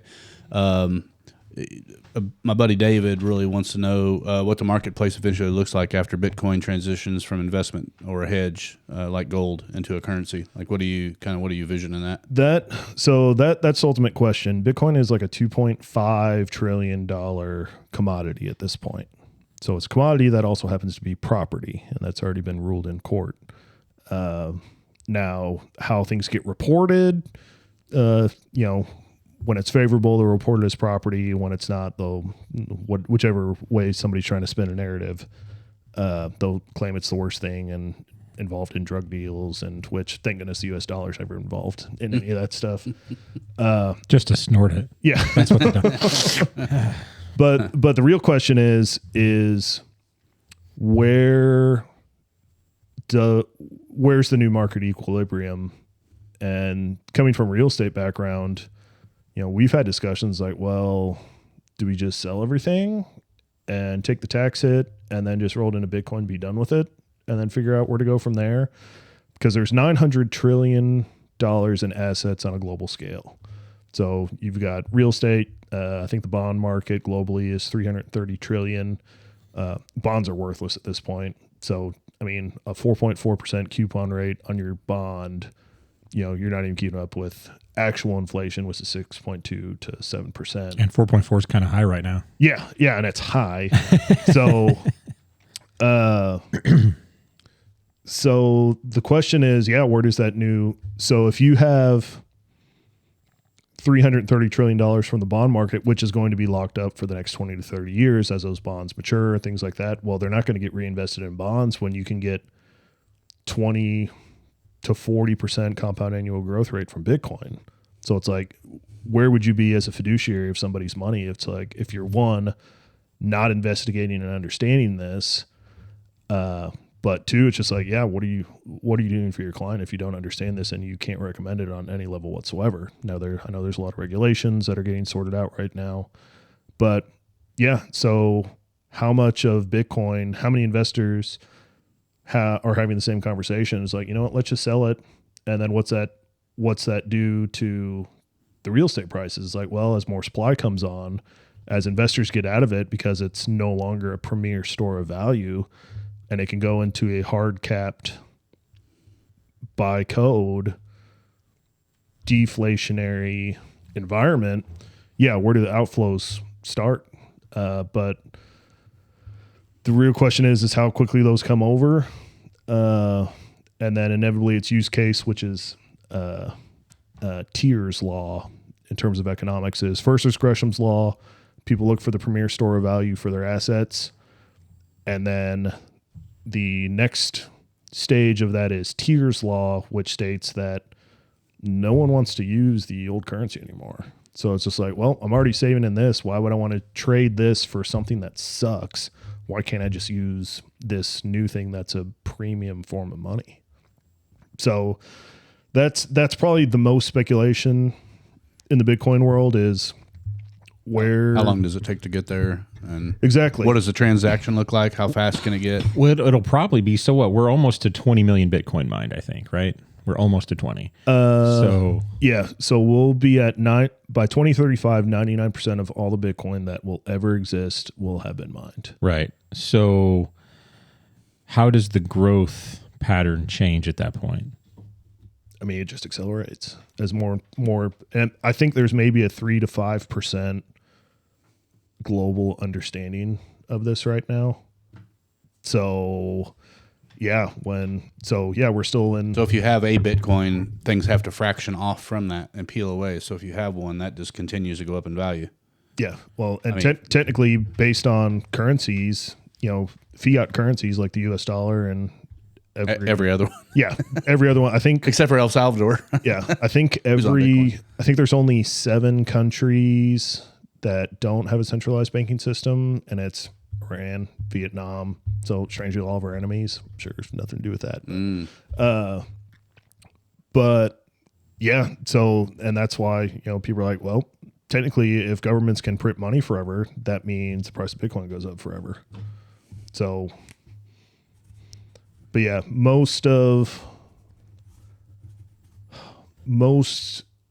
I'd say the general consensus, so the general consensus that I'm largely seeing is 10 to 20 million a coin within the next 20 years. So, but another thing. I heard 21 million a coin, kind of the 21 each at some point. Yeah, that's Michael Saylor's hypothesis. That's Saylor, yeah. Did you want to dig down a little deeper in that, or that kind of... No, my curiosity. So I was just thinking myself that maybe Bitcoin's growth was during the mining phase, and once it was done being mined, how would the growth be impacted, or if it would? Well, the mining will still continue, right? Because part of mining though is you have to go back, like each Bitcoin goes back into. So you have to have the transactions continuing. So through the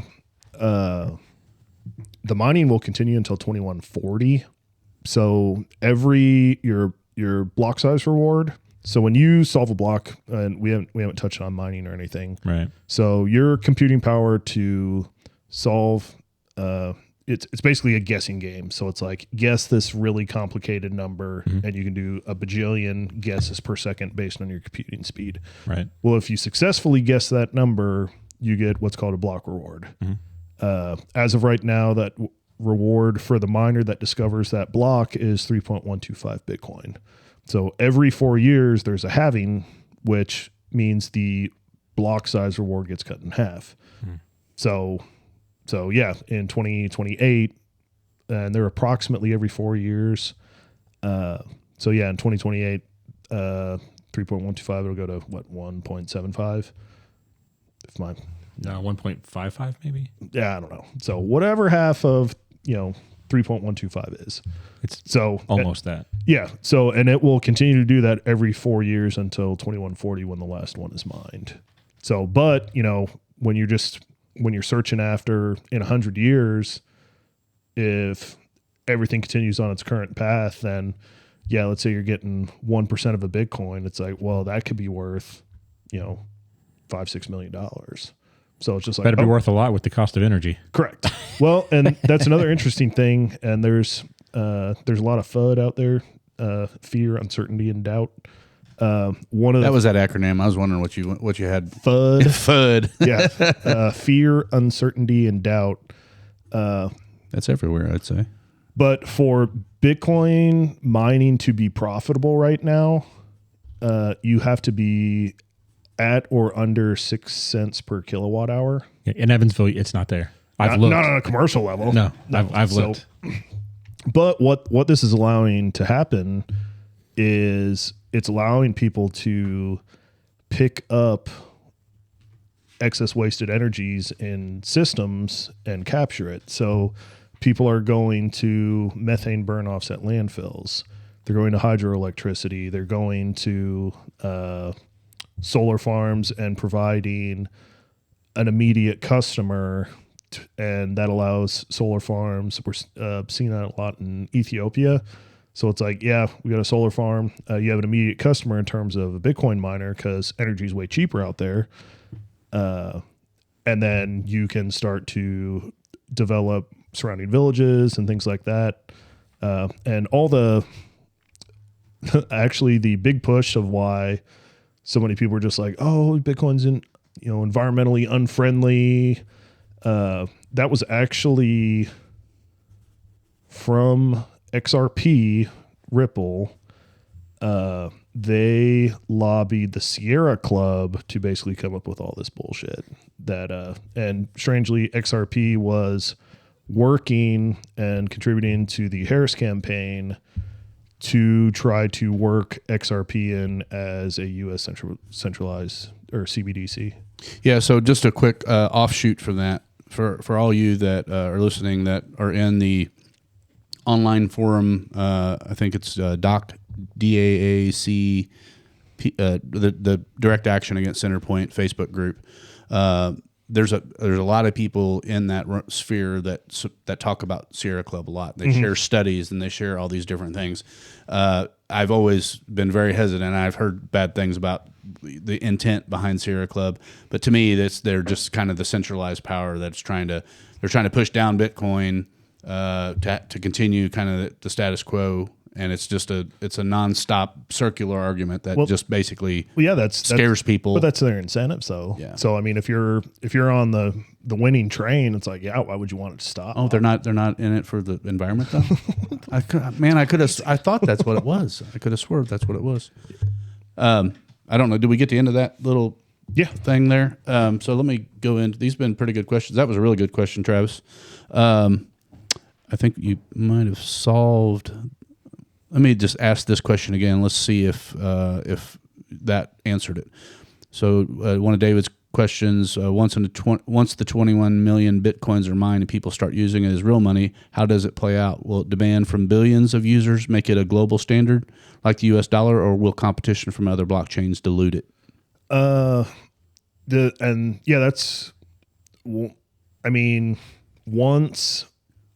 Once something's been invented, why it's just like when you invented the wheel, it's just like, okay, well, you can make it better, but like the wheel's already, you don't need another wheel. So it's either, and I think that's something like these technological changes that propel humanity.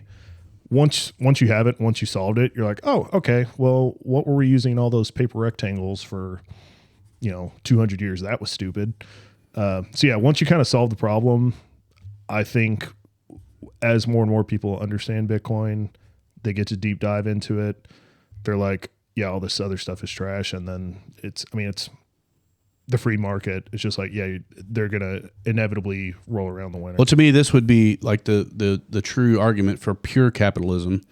Basically it would dilute centralized power from the United States dollar and economy, which does seem scary just to hear that out loud. Because, we've been told, well, it's got to be the U.S. dollar because we have to, if we weren't getting debased at the level that we are, I would probably, 5 years ago, I would have bought into that game because before you really understand that we're not coming out of the debt spiral we're in. If anyone could say how we would get out of the debt spiral and how debasement would stop happening, it would be told by now. Yep. We got the smartest people on the planet and the smartest AI, and there is no such thing. So to me, it's like, yeah, so it's diluted. How does that turn into America surviving 100 years from now if Bitcoin is the standard, how does our economies, how does it have to reset? What do you think that reset looks like? So have you read The Fourth Turning? That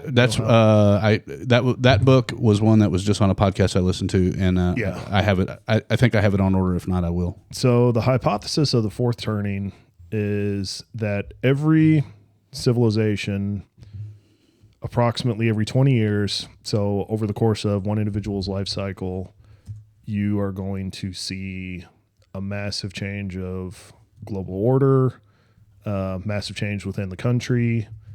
And to put that in perspective in terms of the Anglo-Saxon from the English coming over to the United States, founding the colonies. So what happened 80 years ago? World War II. What happened 80 years before that? Civil War. What happened 80 years before that? Revolutionary War. And it goes back to the War of Roses and all sorts of stuff. So technically, we are in a crisis phase, which is kind of the shakeup of the global. So it's going to be a complete shakeup of the global world order, and seeing where and not the new world order. I mean, so that there's two. When you say that, I don't want people to get confused and concerned, because that is one of those big things that's out there, and and I've been trying to explain what new world order, say that 6 times real fast. Yeah. New world order is, and like it goes back to Bilderberg Group, but it basically goes to Rome, WEF, and now all these different entities come together with all the money flying into wherever they fly into, and they basically dictate what the rest what our lives are going to look like in the future. And I think we're past the point of peak centralization and globalization from just what I'm seeing and people I talk to who are, in the similar space. But, you don't know potentially what's going to light the powder keg. Sure. So probably a war. Yeah. So, I mean, let me just guess. Well, yeah, it's like, it could be, a bank failing. It could be somebody getting assassinated. It could be a lot of different things. But at the end of it, I think it'll be great. But, if everything happens with Bitcoin that appears is going to be happening, that's going to be great.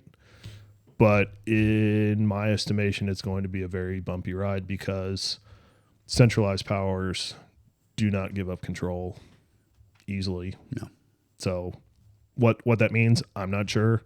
So, but it is something it's an interesting signal, again, looking at the Trump brothers and knowing how, again, I'm torn on Trump in ways, and this is one of those where, he's ushering in the tech bros and Palantir, meanwhile talking about Bitcoin and decentralization and potentially ending the Fed. That one of the things he just said, essentially, I think you hit on it during the recording, that potentially ending the Fed in the future. But I mean, Bitcoin would essentially do that. Correct. At some level on its own. Yep. It would just. It's called parallel economy, is something we've talked about since when COVID hit. It's like, we're not going to try to change this company. We're not going to try to do whatever. We're just going to build our own thing and just leap over the top of it or go around it or whatever it is. Yep. So and that's what freedom allows. It's just you can do whatever, but you have to have the time to be able to think of a plan and not be working 3 jobs. Yeah. To be able to do that. So. But yeah, Bitcoin really helps you go from that short-term mindset of how am I going to make the rent? How am I going to do this? How am I going to pay my Centerpoint bill? To actually having a savings that is protected and be like, oh, okay. It's like, well, I got some savings saved up. It's like, okay, cool. You got to be able to save first to be able to have savings saved. Correct. Well, there's a lot of interesting new things going on. Let's just roll, I think we found each other potentially through the Orange Pill app. Maybe that's how I found out about the meetup that we had. Maybe just, part of this for me, the education side of things, is kind of teaching myself to teach others how to introduce it, how to see it. Like I think you've sent me several sats, and when you first said that, or when I first saw the word sat, I'm like, what the hell does that? What does that mean? And why would he give me that? It's probably worth nothing, but at the end of the day, it's worth something potentially a lot in the future. Correct. And it's a to me, it feels like a giving spirit and like a learning of the tokenization of it and the handback. So can you just tell me, like, from again, third grade level as you can, like, what is a SAT and what does it mean to give someone or to earn one or whatever, and how does that kind of maybe tell the story? So a SAT is just it's the smallest denomination of a Bitcoin. So yeah, you don't have to go out and buy an entire Bitcoin. You can take $10 out of your paycheck. You can take $20, $100, whatever, $5. So yeah, instead of having, lunch, it's like, I'll just brown bag it today and I'll throw $20 into Bitcoin. It's like, okay, cool. So, and as you continue to make those choices, it's like, well, yeah, if you start habit stacking good choices, then good things generally tend to follow. But yeah, so through the Orange Pill app, something I found, it's specific for Bitcoiners, and I wanted to see its effectiveness. So I just kind of threw it out there when we had our first meetup a few months ago. And strangely, we had some guys show up. So we had kind of our couple core guys here. I was like, well, I don't know if anybody's going to show up or not, but you got to start somewhere. And we actually had, two strangers. I was like, oh, cool. And they're just like, so. Well, the two guys I brought Nathan, the bald headed guy, and the guy that was the. Yeah. So there was one. I met the one sitting next to me. Yeah. And there was another guy, I think. So yeah, that was our first one. Yeah. And then they've largely stuck around. Yeah. And then drives all the way in from Tell City. Yeah. And then and then eventually you hopped on, and I hadn't posted it anywhere on social media. I was like, I just want to run this for a few months. One, kind of get things ironed out on the back end in terms of, discussions, just making sure things go smooth. But the second you posted it to social media, and this is, the benefit of the network effect is, then you and three other people who I hadn't met. So I was like, oh man. So it's like, there's our. Oh, you were talking about the first meeting. Yeah. I'm sorry, I cut you. Within a few months, we already have like 10 plus people who are regularly showing up. That's kind of cool. Mm-hmm.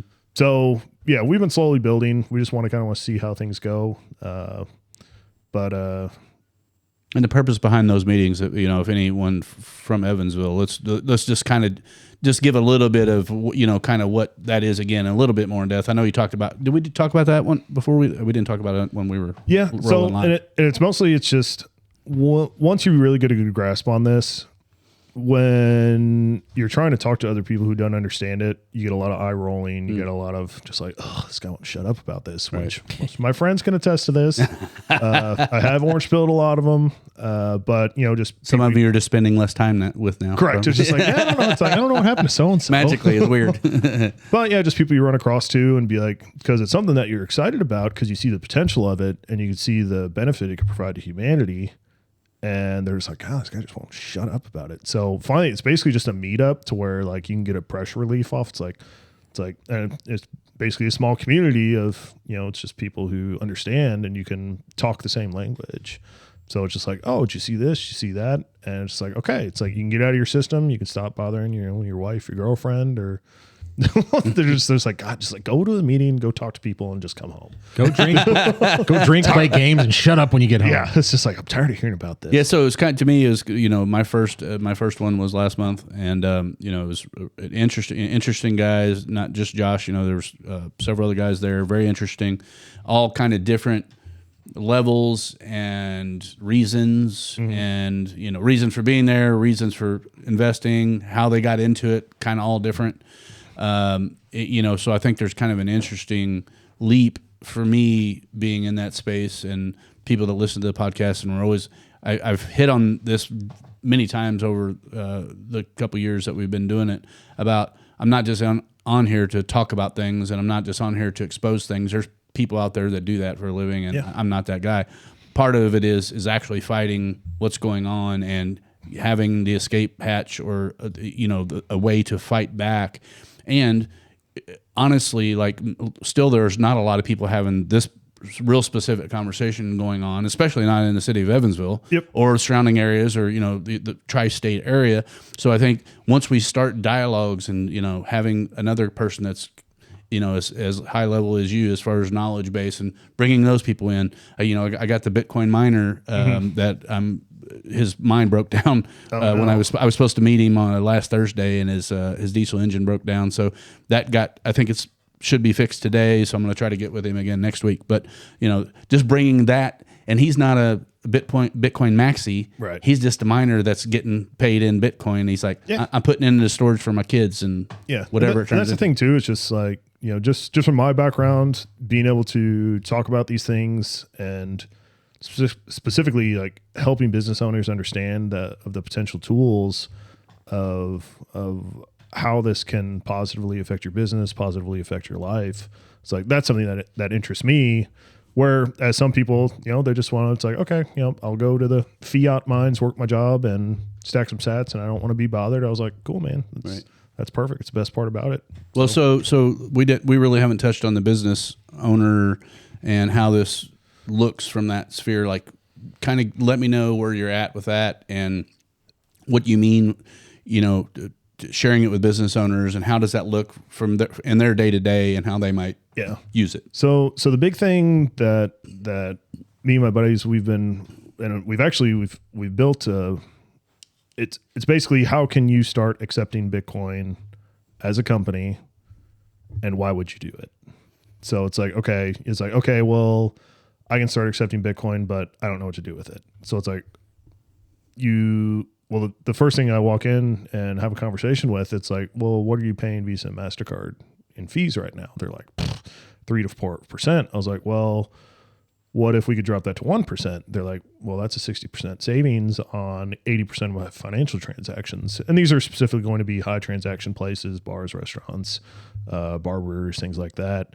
So it's like, and another big complaint is, as technology has went from being able to purchase software to monthly subscriptions, they're just like, I just got a monthly subscription for this and that. And then it's like, I'm just getting feed to death everywhere. So it's just like, okay, well, if you're able to accept Bitcoin, and, realistically your sales are probably going to be under 1% of that.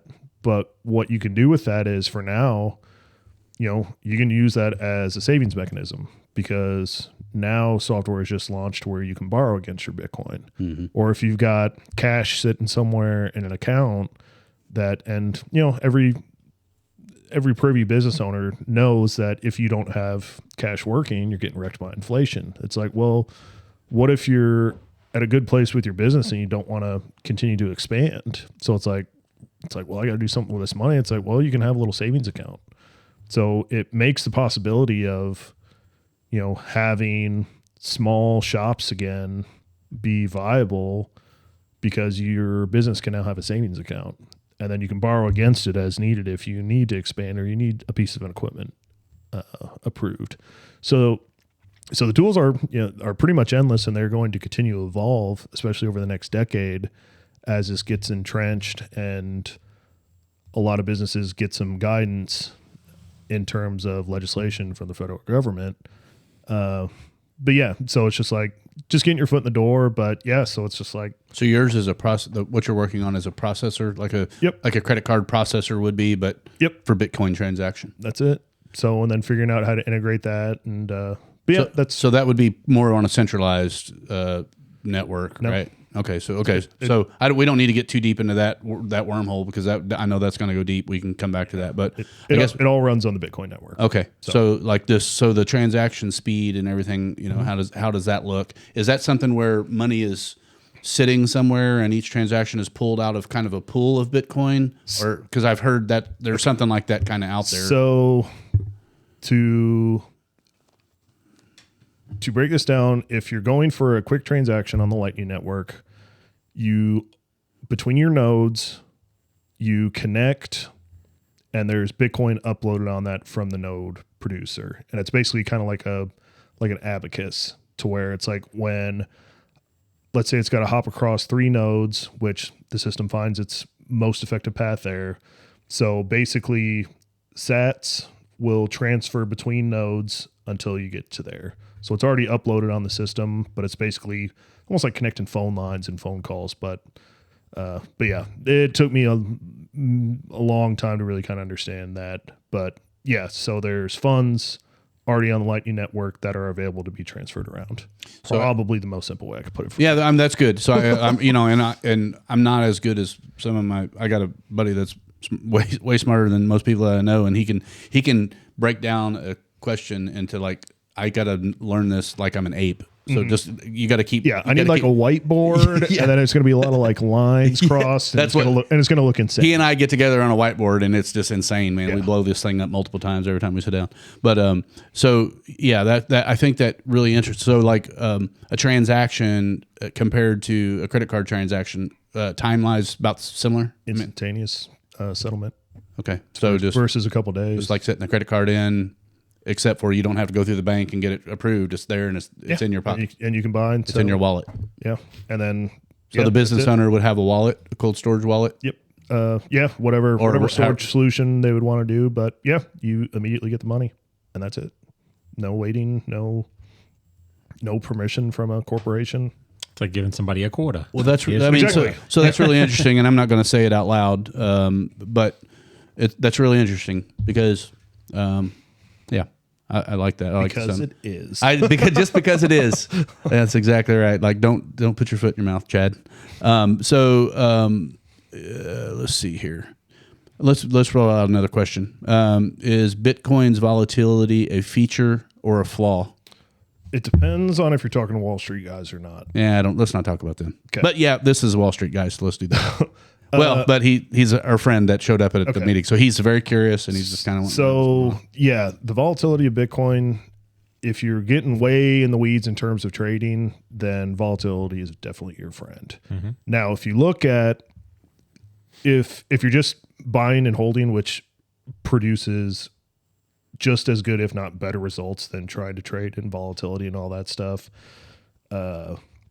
That's usually the way to go, and it's been proven time and time again. It's like guys trying to screw around with it. But in terms of Wall Street's exposure to Bitcoin, with your strategies, your ETFs and things like that, yeah, you can work through trading strategies. You can work that in your favor for scooping up short-term profits. It's a lot of work, but I guess it's a way to fill time up in your day.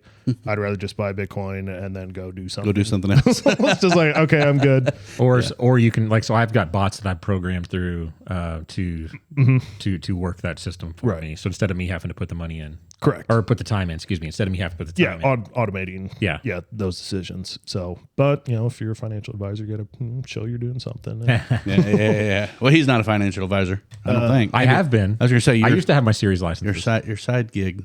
But if you look up, there's a guy, his name's Giovanni, and he's studying if Bitcoin is a power law, and a power law is a log algorithm since it's beginning over time.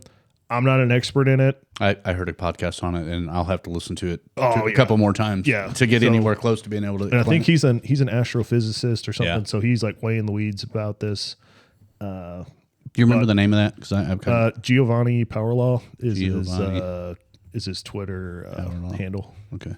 So, but so over time, you've got your fluctuations.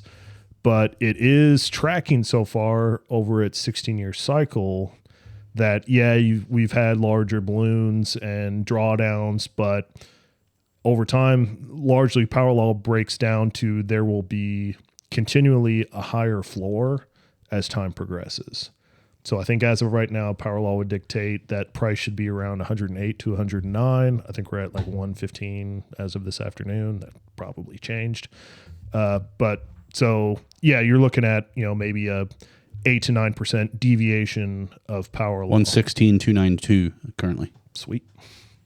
Sweet. That doesn't matter. Hey, just come on over. I'll make some money for you, buddy. That's what we're doing.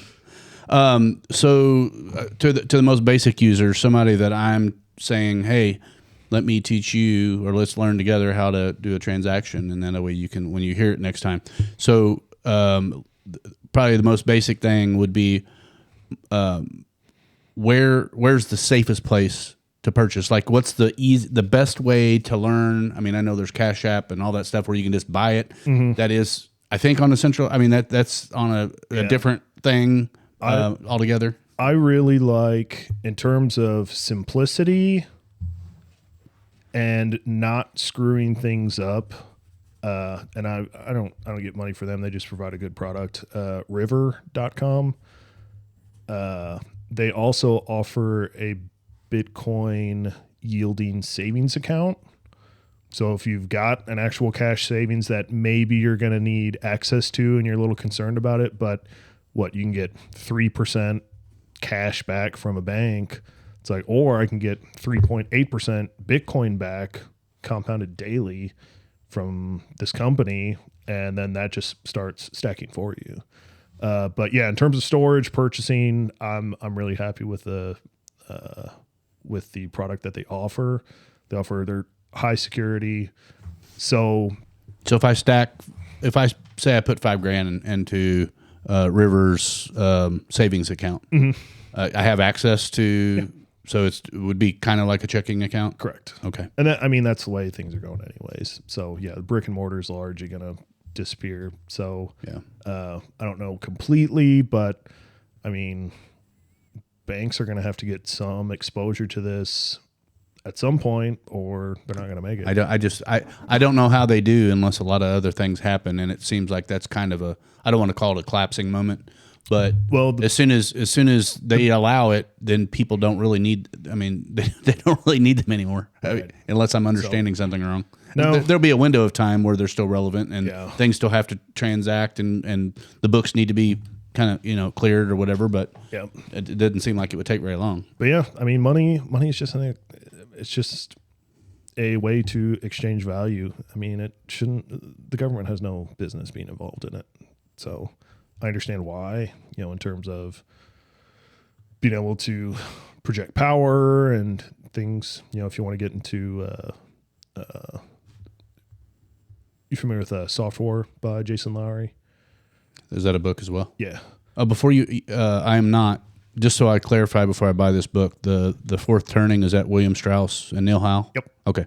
That's the one. So I'll put my 2 cents in while you're talking. So you like River, which is great. I looked at River before I chose my wallet and my investment tool, but I use Binance myself. Okay. But anyway, Binance. What is that? How do you spell it? Is BINANCE, like finance, but Binance. Okay. Yeah.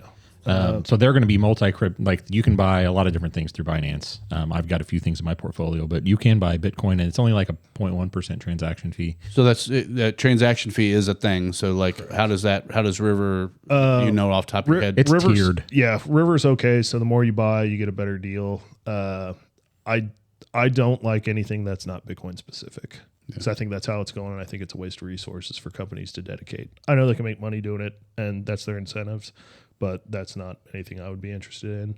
Well, because I mean, you can buy Bitcoin with Binance, though. I mean, it is a. I don't want all these other shitcoins. Well, I think muddling up my wallet. Well, you don't have to. You just buy Bitcoin. I don't even want to look at them. If you don't buy any, then you're not going to have to look at them. That's your own problem. I guess my only concern in that, Travis, and I'm not. This isn't me giving you feedback or not kickback, but if these companies are focusing on all of it, and there's so much going on just one of them, how do you really stay in the know and on top of everything that's going on? It's just a buy in a wallet, and so what I like about them over River myself were the transaction fees. Because unless you're buying larger amounts, the transaction fees on River are more than what they are on Binance. So what do you say by more? Like what, you're buying more? It's amounts? A tier. I don't even remember the tier system, but just about you don't have. To get so Binance was 0.1%. Like for any purchase at all, or just up to something? No, it's 0.1%. And let's see, the best fees I've seen for Bitcoin specific only is going to be Strike, Jack Mahler's I've company. Heard of Strike too. I think it's point. Once again, it's tiered, but I think it's under 1%. And yeah, if it's like over, like I think at $500, they start giving you price breaks. Okay. So then it can work down to like 0.05 or 4 or something. So just for the record, I've got three different groups: the River, Binance, and Strike. I've heard a couple podcasts with Strike. I think one of the founders was just on a podcast not too long ago. Yeah. So for River, the breakdown of fees are less than $1 million is 1%. $1 million to $5 million is 0.7. 5 to 15 million is 0.4, and then over 15 million per one-time transaction is 0.25%, where Binance is just 0.1 down the board. Okay. So if you were just buying it and cold storing it, I mean, you probably, and you're buying in small amounts, I think going with the better rate would make more sense, unless they have other things. But yeah, so then it's I really liked the security, especially for people who don't want, if you're going to leave Bitcoin on an exchange, River is setting the standard in providing proof of reserves, and that was the downfall of many previous ones. So they're like, hey, here's our liabilities, which we make public, and here is here's our public wallet. Let's break that down just a little bit, because that is a good point, and then that's something that I'll add to my questions that when I'm looking is like, it's like you go to your bank, or you put however much money in your bank, right? And so they have to hold that money somewhere and have it accessible to it. And if a Bitcoin they're supposed to, you can't go down and just pull out $50,000. I'm not trying to say that, but it's like, so this particular thing that they have to prove that as whatever they have accepted purchase wise, it's there. They are choosing to do this. They've been the first exchange that is providing publicly proof of reserve. So they are setting that standard and trying to make it industry wide, which I completely agree with, because that's what happened with FTX in 2021. Is people were dumping millions and billions of dollars, and then they were like robbing Peter to pay Paul and doing all sorts of weird stuff, and then they're like, oh yeah, you got it wasn't my money transparent. Safe? There was no transparency, no accountability. Not at all. So they have set the standard for the industry for that, which I appreciate. So it's like, okay, I could tell my parents, be like, hey, I'm comfortable if you were going to do something like this, because you don't have to dig into the weeds and it's easy to use. And then in terms of Strike, they offer Bitcoin backed lending. So I've been messing around with that, just seeing how that all works and everything. So far, I've been very impressed. So this is just, once again, I don't get kickbacks or anything from any of this stuff. These are just products that I personally am very happy with. But the other one with River, proof of reserves, and they offer the Bitcoin savings yield account. So if you want to have some cash sitting around and earn Bitcoin on it, they're about one of the only ones doing it right now. So that's kind of the benefit. Okay, cool. Did we get down your list that you provided here? Let me just look and see what you got here. Oh man, I remember the FUD. Yeah, I haven't looked at the. Let me see here. Some of those are pretty rabbit holey. We can save for another. Well, time. so yeah, I mean it's almost 8. I mean we got a little bit of time if we want. I mean we just however we want to try to wrap it up. You had CBDCs and the Genius Act. You had Bitcoin Strategic Reserve, Operation Choke Point. I think you might have touched on that. Was that the political? So that was Operation Choke Point 2.0. That was the previous administration, the SEC headed by Gary Gensler. They were specifically they were basically running the entire industry out of the country. And, it's not hard to look at, that being pushed by the banking industry, because, I mean, this is a massive threat and it's unstoppable. So, what do? You get on board or you don't. You go extinct. That was interesting. And that was one of the things that Trump campaigned on. He's like, day one at the Bitcoin Nashville, he said, if you can find it, try to find the clip from Bitcoin Nashville, Gary Gensler, because it hit really well with the crowd. Gary, how do you spell his last name? Gensler. Was it about Trump, or was just it was Trump speaking at the conference in 2024 in Nashville. Oh, jeez. But yeah, so Operation Choke Point originally was being used as a financial weapon from the Securities and Exchange Commission to stop marijuana dispensaries from accessing the banking system. So they were just having to do a bunch of stuff. And they've also hit gun stores through that. And then Operation Choke Point 2.0 was Bitcoin, crypto industry. And so I'm assuming obviously going into firearm. They got so many regulations to jump through. I don't know how you do that. I did find the speech, but it's 50 minutes long, so I'll have to dig into that. Yeah. Find some clips out of it. I'm not going to try to pull something good out of it. That was probably the most. I don't think he can speak for under like 50 minutes. I think that's the bare minimum. Yeah. So, but yeah, if you get a chance to watch that, there's a little clip of that where he's like, "Day one, I'm going to fire Gary Gensler." Crowd just there's probably 10 to 15,000 people in there for that speech. Crowd absolutely lost their mind. So much so he said it again, and I thought people were about ready to throw chairs. So I wish there was. They're not showing any little bitty. They're not showing. Yeah, I didn't know if anybody would have it earmarked or something in a comment. Who knows? Oh wait, I might have found something. It was July 27th, 2024. It's 52 seconds.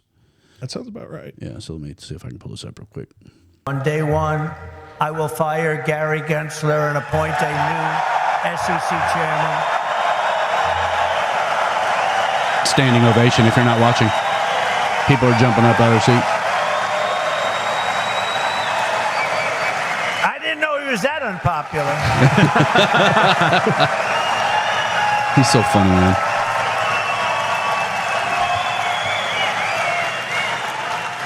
Well, I didn't know he was that unpopular. Let me say it again.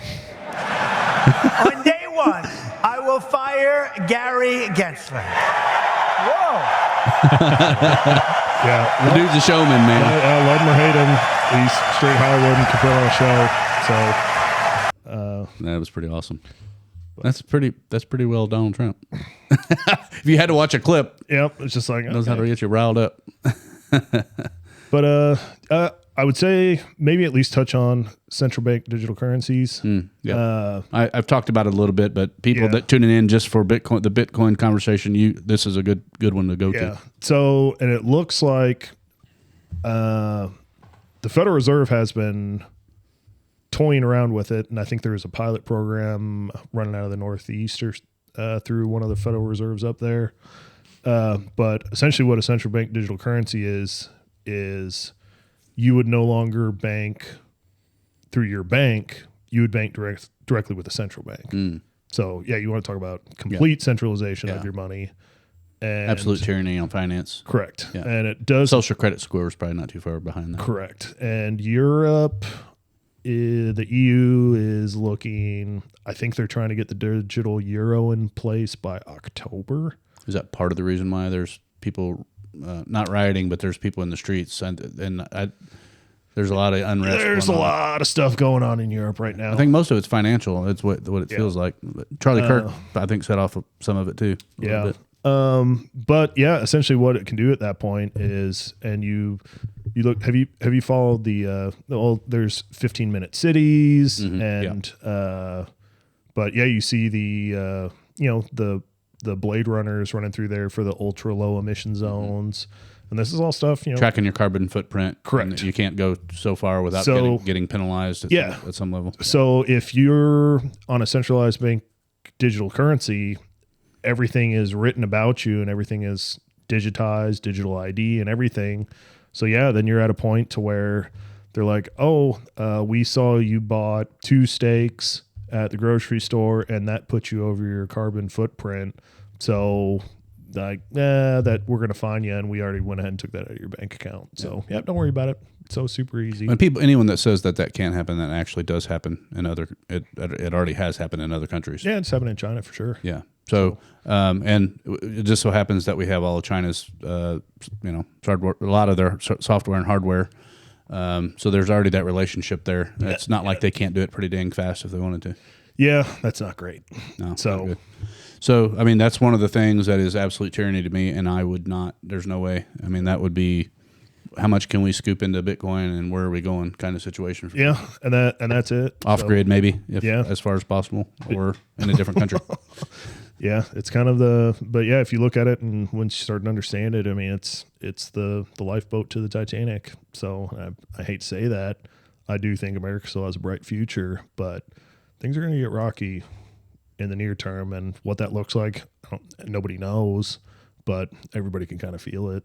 So just like things are kind of weird right now. Yeah. But this is not in the Bitcoin wheelhouse, but since we're kind of talking about what America could or could not do to kind of get out of the whole. I mean, where do you think the whole tariff and other policy things that Trump has rolled out, like where does that? Is that mostly bad? And the big beautiful bill or whatever. I know a lot of people were. It's big. It's beautiful. Yeah. Most for digging ourselves out of the current hole we're in, I believe the correct steps are being made. Tariffs and stuff, that's not my forte, but looking at the I think that actually isolates us more, which I don't think is necessarily good, but since I think globalization is largely dead, it hasn't been priced in. So we rely on China for our military manufacturing, which is the worst thing we could have done ever. Yeah, like super dumbfounding, but at least the correct steps are being made to re-onshore manufacturing for that stuff. Because as of right now, if it was a hot war against China, I don't know. It's like all they have to do is just cut off our supply chain. Yeah, we've talked about shut off our grid, our electric grid. Yeah, we've talked about drone. You know, the whole drone thing and how that's kind of the new stage of war will be drone fare, and our government, as bright as they are, kind of basically cut our knees off there, and we're not really developing like China has, and it's a little frightening, honestly. So hopefully but Musk or one of those groups has kind of getting in front of the chip situation that's going on and all that. And I think that's going to take time for it to evolve because you can't put up manufacturing overnight. It's going to take time to build it out, go through all the regulations. Musk is pretty fast. Yeah, so that's one of the things when Musk came in, he was like, regulations are why we don't have anything. Yeah. And so. But in terms of the financial stuff, I see what they did with the Genius Act in terms of implementing stable coins. And I will say, outside of Bitcoin, the only other stable coin that made sense was Tether. And it's a large political power play, like on a global scale, because one, nobody was buying our T-bills anymore. Since, things are kind of shaking apart in terms, you got the BRICS nations, which is Brazil, Russia, India, China, South Africa. And then, whoever decides to ally with us, and this is kind of how I see things forming on a macro scale. With the stablecoin legislation that went through, it required that, because, previously when you were required to settle in US dollars under the Bretton Woods system, we always had purchasers because the dollar was stable. We had the biggest military in the world. And if you had a problem with that, we'll handle it. So it's like, we'll show up on your door with a bunch of battleships and that'll be that. So, but since that bypassed and then the petrodollar deal expired in 24 or 23, now it's kind of like, there's really nothing out there anymore. So what the Genius Act, it required stablecoin legislation to be backed up. So if you want to produce a stablecoin like Tether, they are the largest purchaser of U.S. treasuries now, which is how we fund our government. And if no one's buying them, then how are we funding it? Basically, the Federal Reserve will come in and buy them if they need to, but that's not healthy. Start getting a debt spiral and all sorts of bad stuff. So when that passed, you now have to have dollar per dollar backings. So what Tether is doing, they're purchasing extremely short-term treasury bills, which pay a higher coupon rate that outpaces inflation. And then they're taking the coupon rate and just rolling it right into Bitcoin.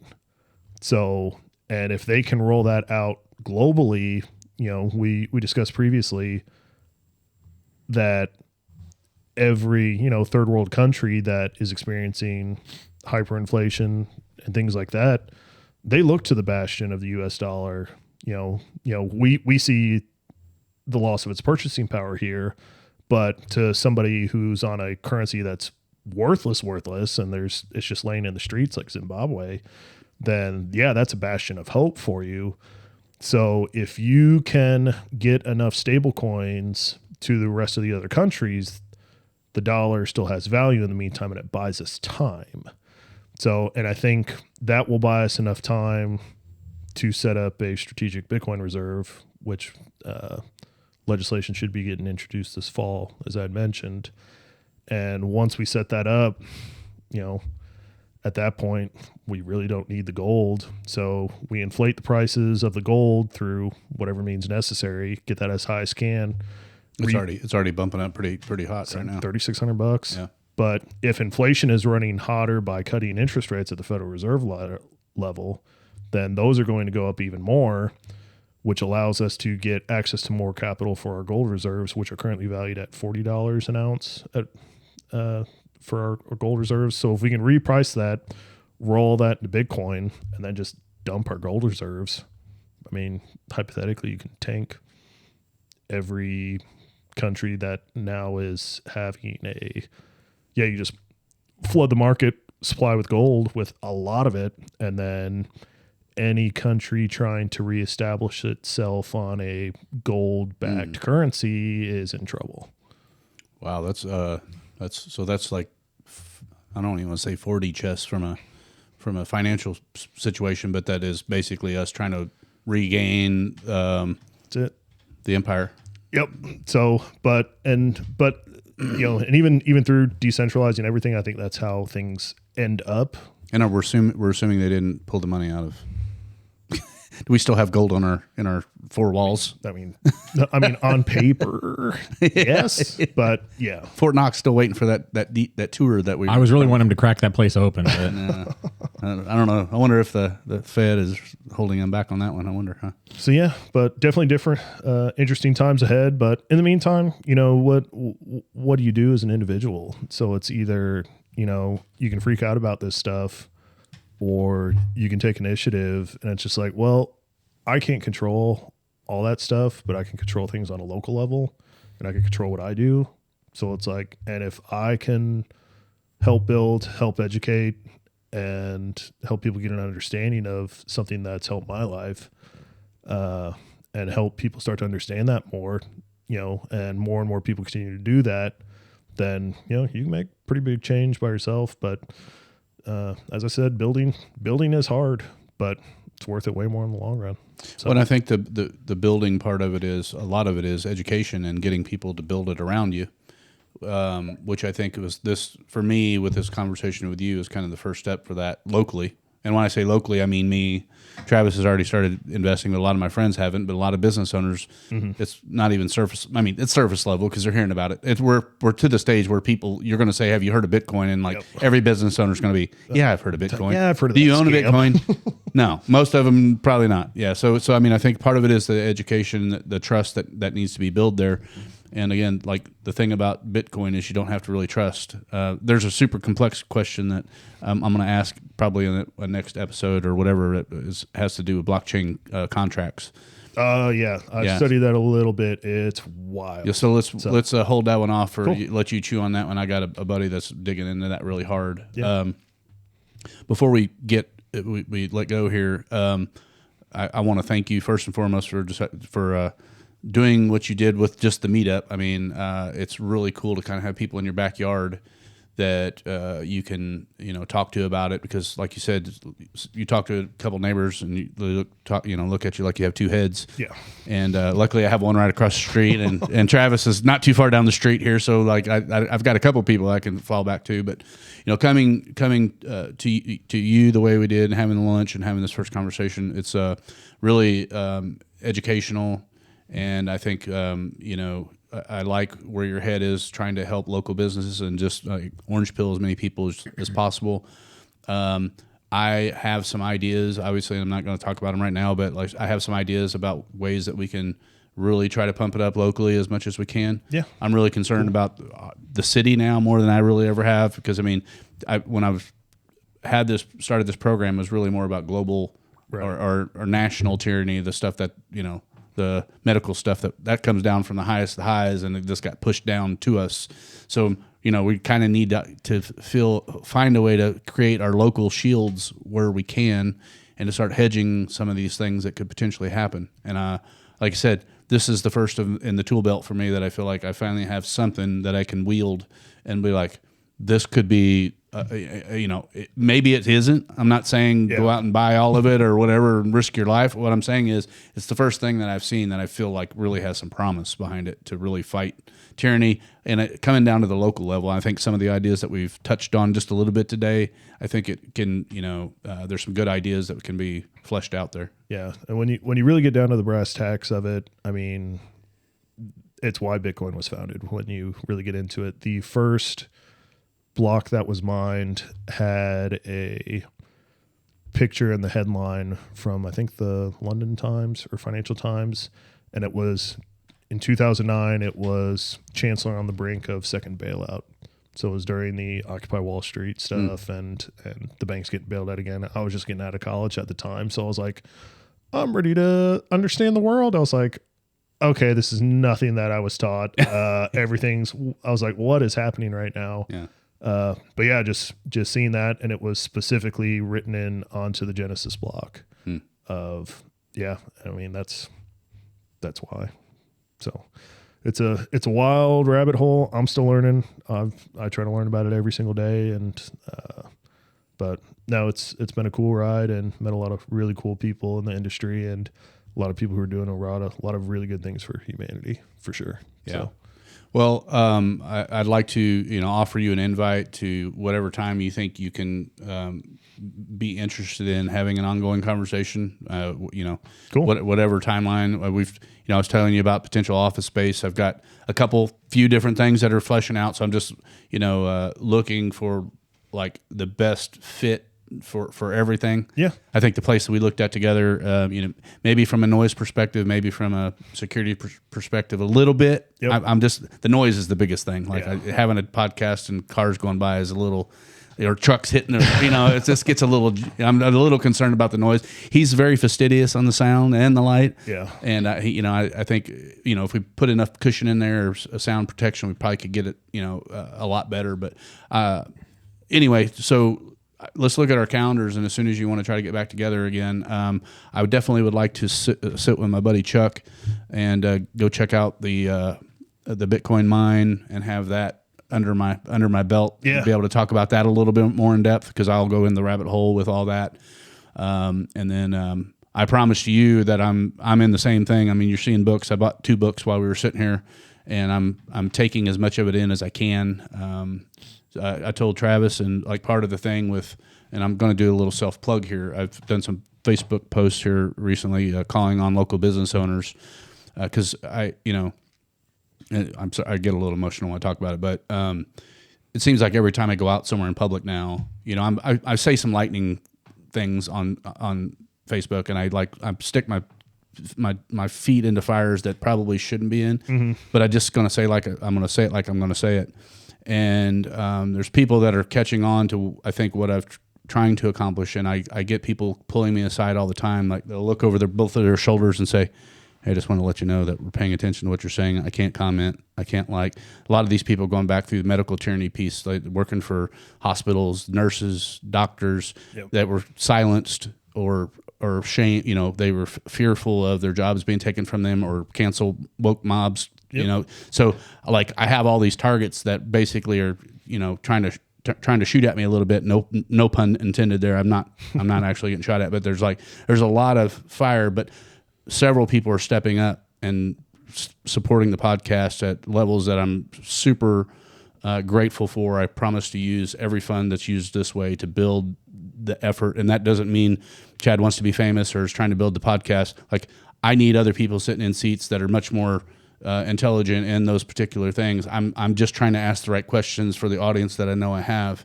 But ultimately, the goal is to have more people in more seats and just get the content locally out as best we can to fight the battles that we need to fight. And I think hopefully if you enjoyed tonight, we might be fighting some battles together here, and I'm going to look forward to that. Amen. I'm all about educating people, and like I said, this Bitcoin is apolitical. So I mean, it's irrelevant. It really is. Money should be money, and it shouldn't be politicized. So yeah, at the end of the day, no matter what your political viewpoint is, whether you and even if you're hyper political, it's just like, hey, at least that other guy can't control Bitcoin. That's right. So it's just like, hey, whatever. But well, my United Divided name out of the beginning was not to unite people that had no intention of ever coming off whatever they've staked their claim. This is what the hill I'm going to die on. I try to unite the divided, the people kind of in the middle that are confused, scared. You know, some of them are coming out of the left. A couple of really good friends now have come out of pretty far left, like they were in cancel mobs, and like a good buddy I'm a hopefully podcast here with pretty soon, and then people from the right that usually were just staying quiet and just minding their own business, and the independents that are just afraid to stick their head out, you know. Yeah. But they're, you know, what I'm trying to set up is something like, if you could set up I'll teach you how to, you know, purchase Bitcoin and teach you about Bitcoin, and whatever gift you want to give me along the way, that's the kind of what I'm after, you know. Yep. Do some education and sat each other. Yeah. Oh yeah, I'll send some sats your way. So. Sat me, buddy. Well, I appreciate you, Travis. As always, you didn't talk nearly as much today, but man, Josh got some good information. I think absolutely. You and I will probably have many conversations and come back armed with I don't know, some higher level questions. I don't know. I don't want to get too high level again, because I think, again, from the education perspective, I try to tune them down as far as level, and like teaching people SEO whenever I was, I still have an SEO company, but it's like, you got to teach a third grader SEO, or you got to be able to talk to the smartest person in the realm. And it's kind of the same technical understanding. That's one in the meetups too. If anybody's, you know, intimidated by coming to something that they really don't know about, because it's really for, I mean, it's for everybody, whether you don't know anything or you know a lot. That's one thing we do try to focus on, is like, okay, who knows the least amount here, and how can we get them up to speed? Because, and that was inevitably what I came across, is like, okay, you know, this thing is 16 years old, and it's like, okay, trying to fill in 16 years worth of history, and especially in regards to technology, which grows and compounds way faster than you can even imagine.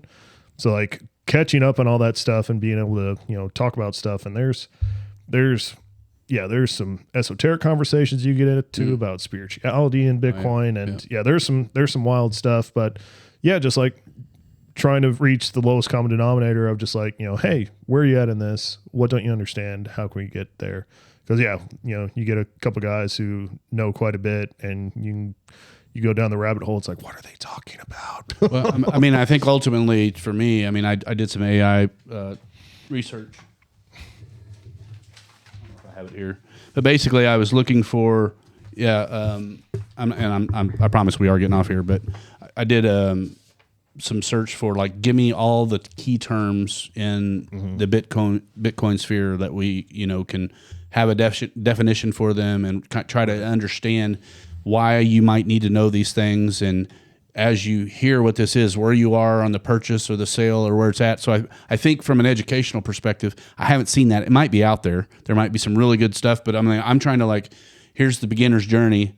Here's all the things that you just, if you can read and understand these terms and you hear it, like some of the times whenever I was first new into it, it's like you hear something and you're like, what the hell is a public key? Right. Like, what does that even mean? Am I going to put it in my, is it like getting in my car? So, I mean, there's just, so you have to break it down to the core basic understanding of what it is, and then build on top of it over time. And then when you use it for the first time, then it happens. You're like, oh, there's where that thing came in. Yeah. So. It's like explaining baseball or watching it. Like, really try to explain baseball to someone who doesn't know baseball without visuals is impossible. It's impossible. It's impossible.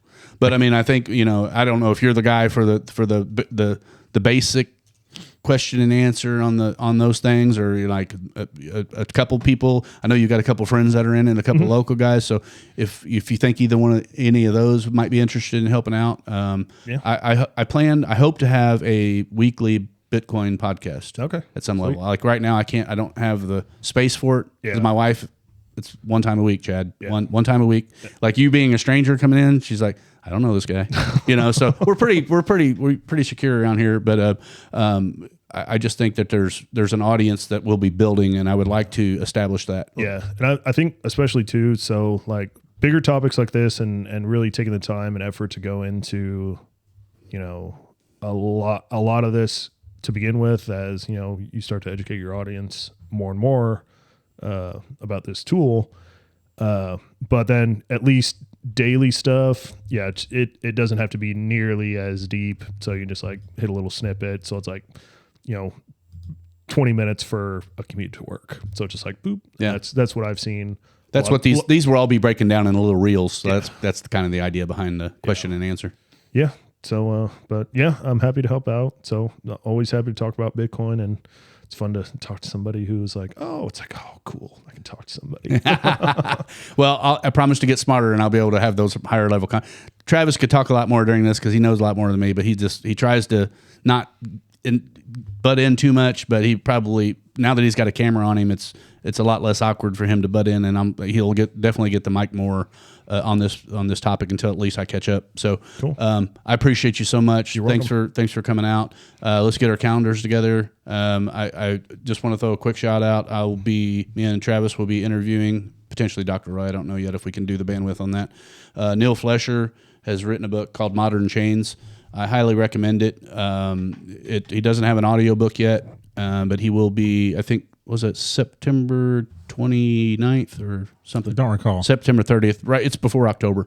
But it's going to be a Zoom meeting. So he's in Texas. Cool. And so anyway, if you have a chance to buy that book and read it, I've bought it, and it kind of brings a whole new, you said the spirituality piece of it. I think it's a lot more esoteric and a lot more down that vein is why Bitcoin came to him. Yeah. So. Yeah. And you get into people like Jeff Booth is another one. He talks a lot about consciousness, and it's like I said, Bitcoin is the rabbit hole you never come out of. I think I won't come out of it. I've been orange pilled now, and now it's just I'm on the learning journey, and I'm excited. That's the fun part, man. Thanks for being a part of it. Hey, you're welcome. I appreciate it. Travis, as always, thank you. Thank you for all your work this week. Words can't express. I can't do it without you, and I appreciate it very much. Anybody that wants to support the podcast, you've been generous. There's been people reaching out very regularly. Please text me, call me, whatever. You've got my number, most of you. If not, you can find me on Facebook, find me on Twitter. I appreciate y'all. Love y'all, and we'll see you next time. Yep. Have a good night.